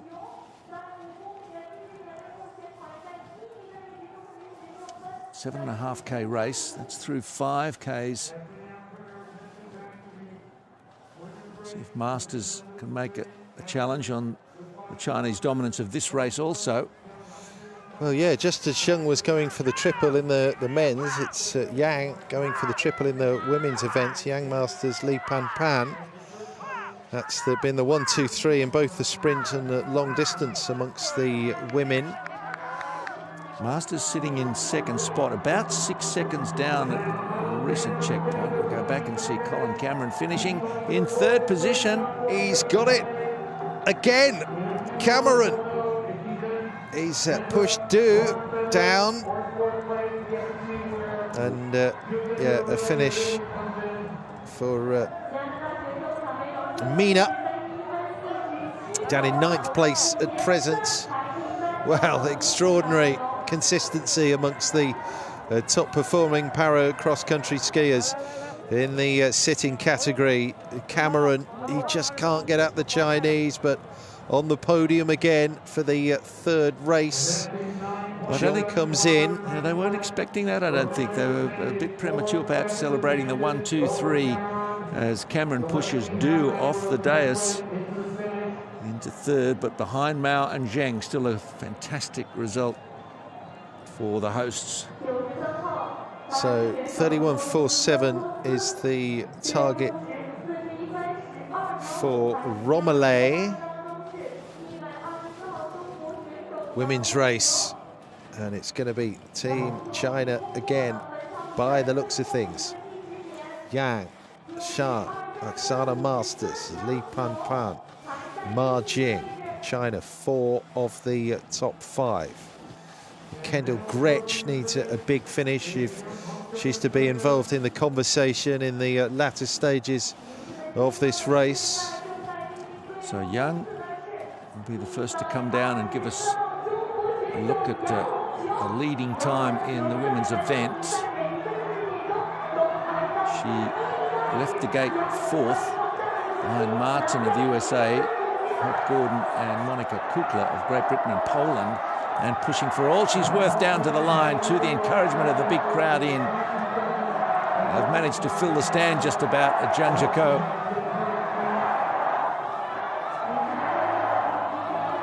And the Jiao chant escorts her to the line, and Yang's time will be 24.47.5. Will it be good enough? Wow, it's another very good time, isn't it? She won the long distance by over 30 seconds from Oksana Masters. Did Yang Hongqiang. Romiley, is he going to do it? He's managed it, 31.42. He's pushed Cameron off the podium. What a finish, 5 seconds in it. Oh, Cameron, magnanimous as ever. Yeah, he's there to greet him and congratulate him. We heard out on the course that Cameron's coach, the one he was mindful of was Romiley. So this is Romiley's position. Masters 32 seconds behind Yang. Out on the course, that's a long way back. Well, that's the margin between 1 and 2. Yang down to Masters in the final shake-up in the long distance event. And Shan, well, she was silver in the sprint and provisional silver at the moment. So China having a fabulous day again. Masters negotiating this tricky surface for just a little longer at the 6K. This is a 7.5K distance for the women's sitting event. So she's getting towards the back end of it now. Looks to be too far behind Yang. Shan was 3 minutes outside Yang's finishing time, and Li Pan Pan coming through. 1:32 is Christina Picton of Canada. Yeah, so Li just at the front of the shot there. As we return to the men's race and the final finishes, but We have 1, 2, 3. That's Masters coming in. What can she manage? Or rather, it's so Shan at 27.40. Masters trying to make an impression on Yang's time. Kukla in first, though, at 7.02 down. And Masters 37 seconds outside, but into second position. Yeah, it's a big margin over Shan, but Li Pan has yet to finish. I want to race with the honest people.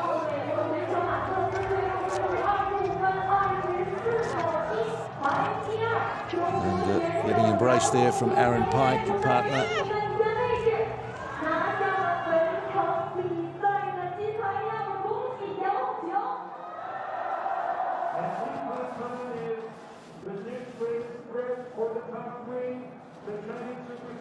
Li Pan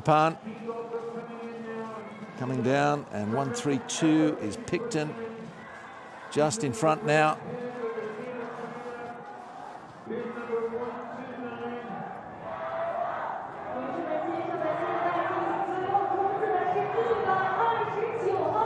Yep.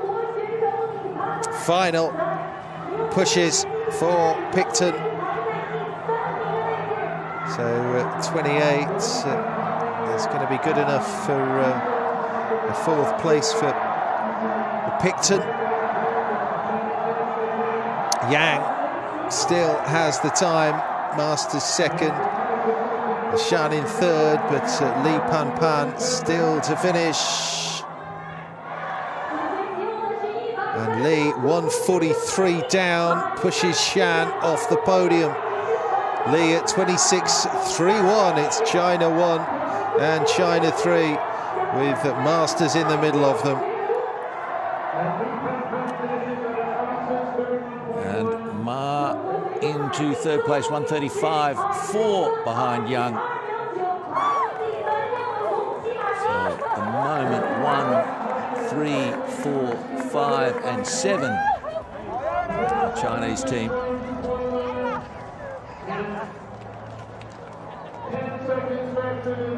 Looks on the Masters, 37.2 seconds behind Young's time. We've got about half the field through in the women's middle distance sitting, our final individual event.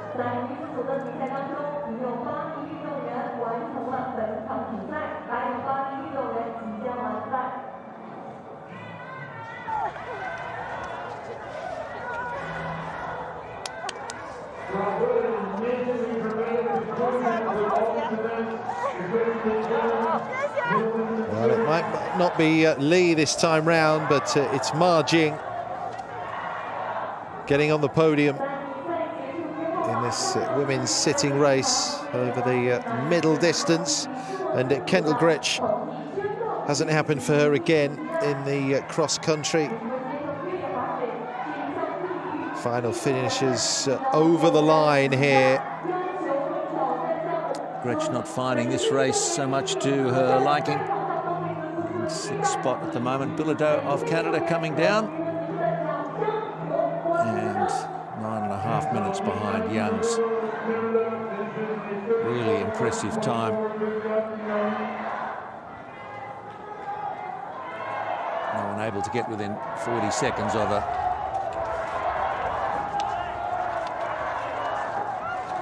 Chinese men and women gathering for the team shot. Skarstein for Norway, almost 350 behind Young.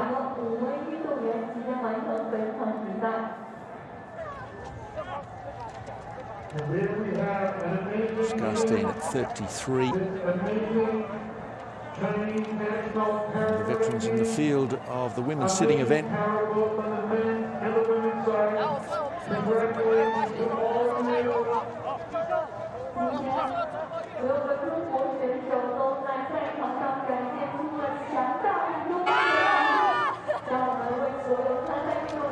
Well, towards the end of the schedule, it's always an opportunity for photos, particularly when you know your racing is done.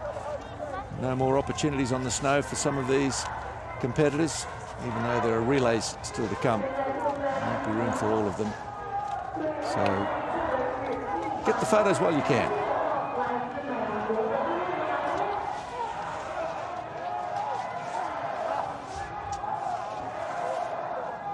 Still 5 to come in for the women's event.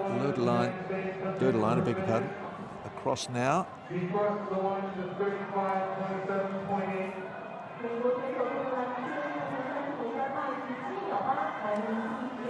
Well, at just 18, she'll race again at the Paralympic Winters, I'm quite sure. Lyra Dirtline. Gordon, Aline Rocha, Indira Lisset and Erin Martin still to finish. And Hope Gordon there for Great Britain. 13th in 38.01. I don't think she enjoyed it that much. I mean, the snow is so difficult, so slow. It's a long enough distance and steep enough climbs as it is without adding a surface that is really suffering through the conditions of recent days. Anyway, as we said before, it's the same for everybody. It might be a bit tough. It's not completely unfamiliar either. Particularly late winter skiing will give you conditions like this. And the course is going to last just long enough to see it through for 2022.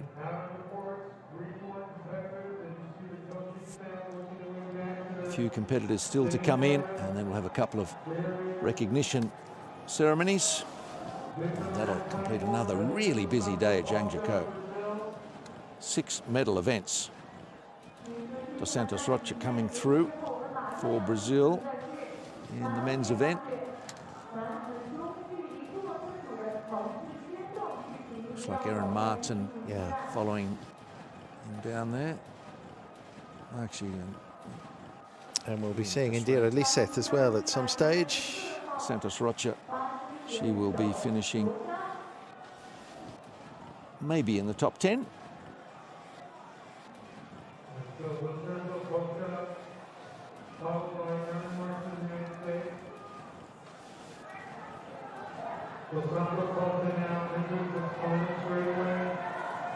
Yeah, the culmination of the individual events.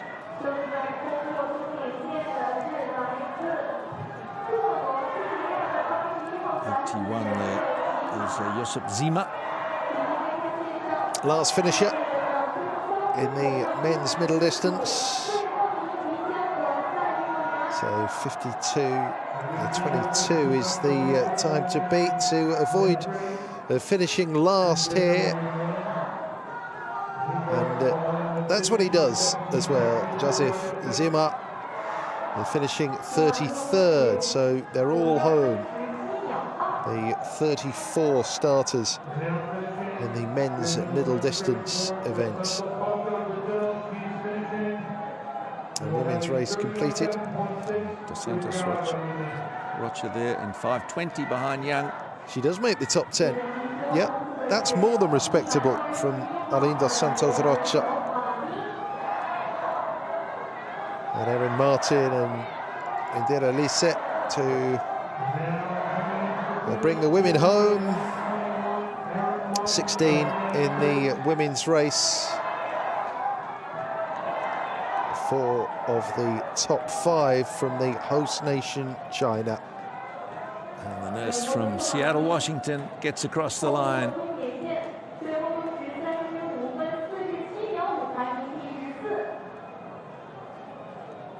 And Lizette from Norway also makes it through. Join that happy little group there with the Americans.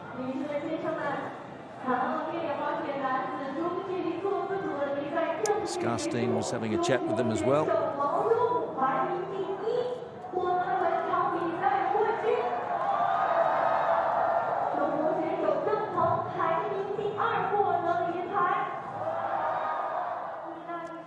Yang Honchang, too good. 24:47.5. Oksana Masters, a silver medal for the American. Ma Jing, another bronze for China. And they were 4 of the top 5. Kendall Gretsch into 6th. Just saw Aline dos Santos Rocha finish. An excellent race for her. Into the top 10. Just.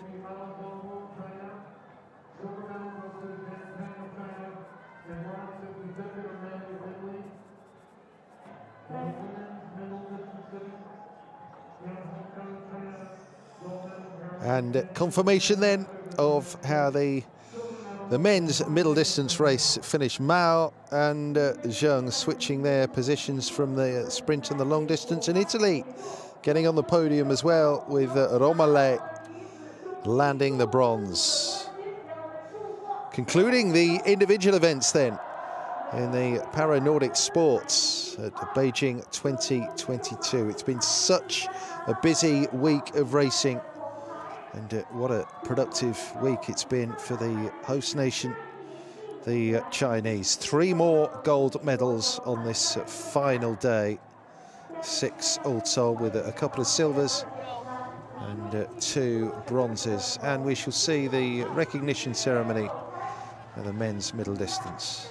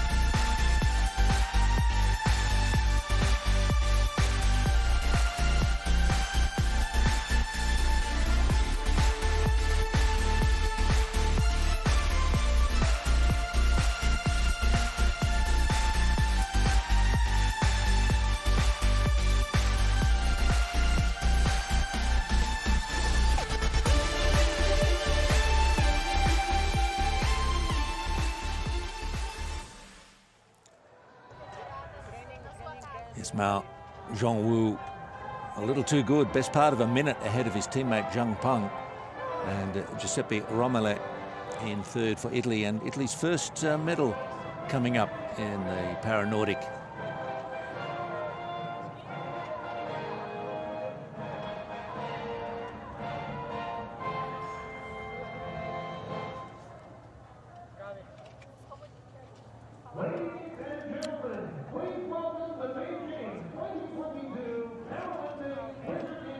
Mao's got to be pretty happy about this after a couple of silver medals in the sprint and long distance event. Middle distance, dominant was the 35-year-old.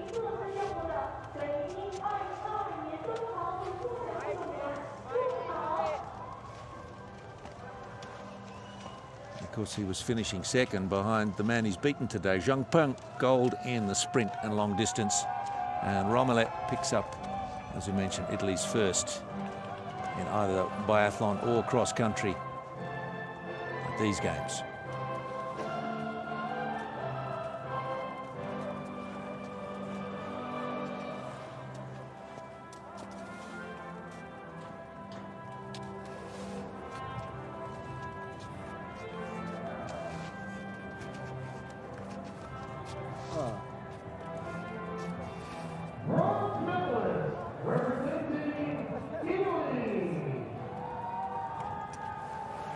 Oh, he's back. Disappeared out of frame there for a second for you. Sorry about that, Romale.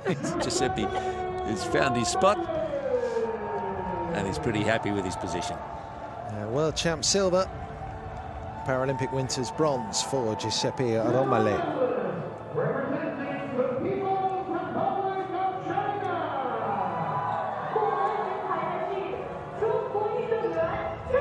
Well, Zheng Peng, he won the sprint, he won the long distance. Now he has the silver, and he says to the silver medalist in the sprint and long distance, Mao, well, you shall have this one. Yeah, Mao Zhongwu.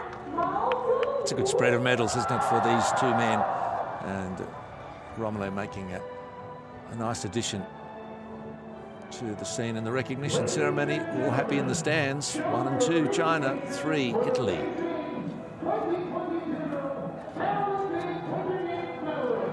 What a day it's turned out to be.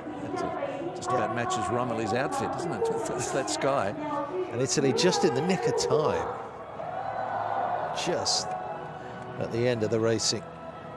Have a podium. Well, at 30, Romale would be tempted, wouldn't he, to hang on for Milano Cortina.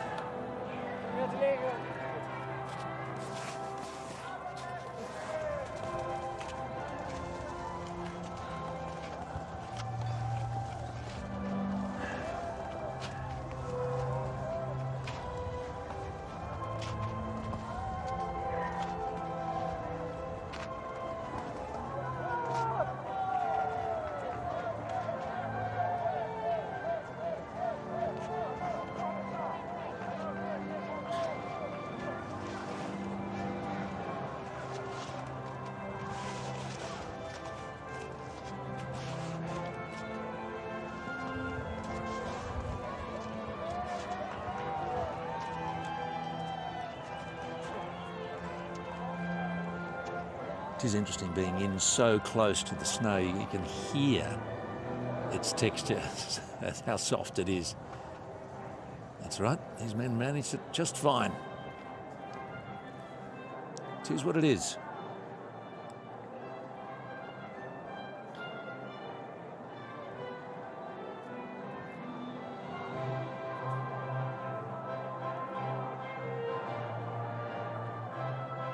Shui Rong Rong. Little Red Lantern mascot of these Paralympic Winter Games of 2022. Pretty popular.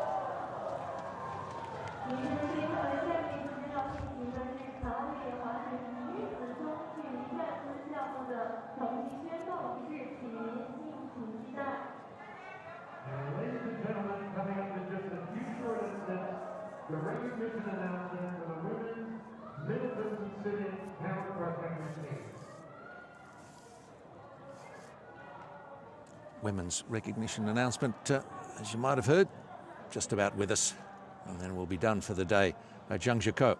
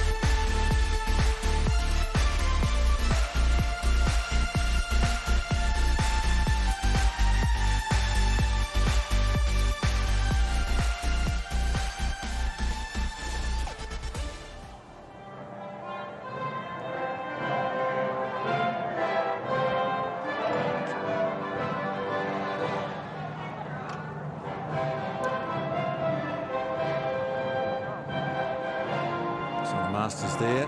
6 events, 6 medals, 2 gold, 4 silver. Impressive. Ladies and gentlemen, please welcome the Beijing 2022 Paralympic Winter Games medalists for the women's middle distance sitting Paralympic skiing. 女士们、先生们，请欢迎劳动滑雪女子中距离站姿项目的北京2022年冬奥会获奖运动员祝好。 So out they come. And for Young Hong Chong, a 3rd gold medal, won the sprint, won the long distance, middle distance. Also,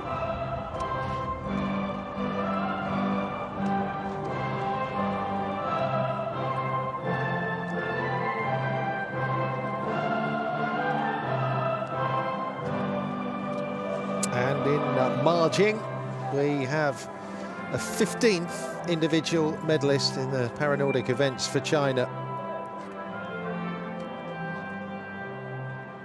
She pushed Li Pan down into 4th place. Li had won the previous 2 bronzes in the sprint and long distance, but this time it's Ma Jing at 34 who celebrates 3rd place in the women's middle distance for the sitting athletes.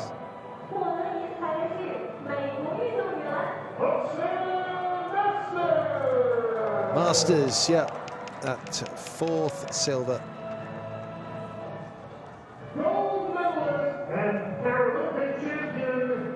But 3 out of 3, that's Yang Hongsheng. took up the sport less than 4 years ago. And it's the same age as Masters at 32. So coming to it late.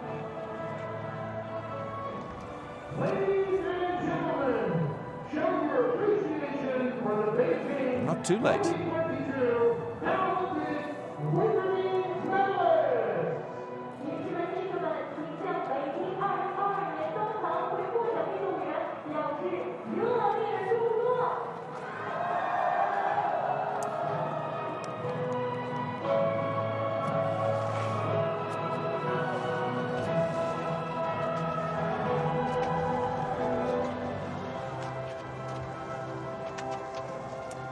So the last of the individual events at Zhangjiakou. Honest, clean, fair competition.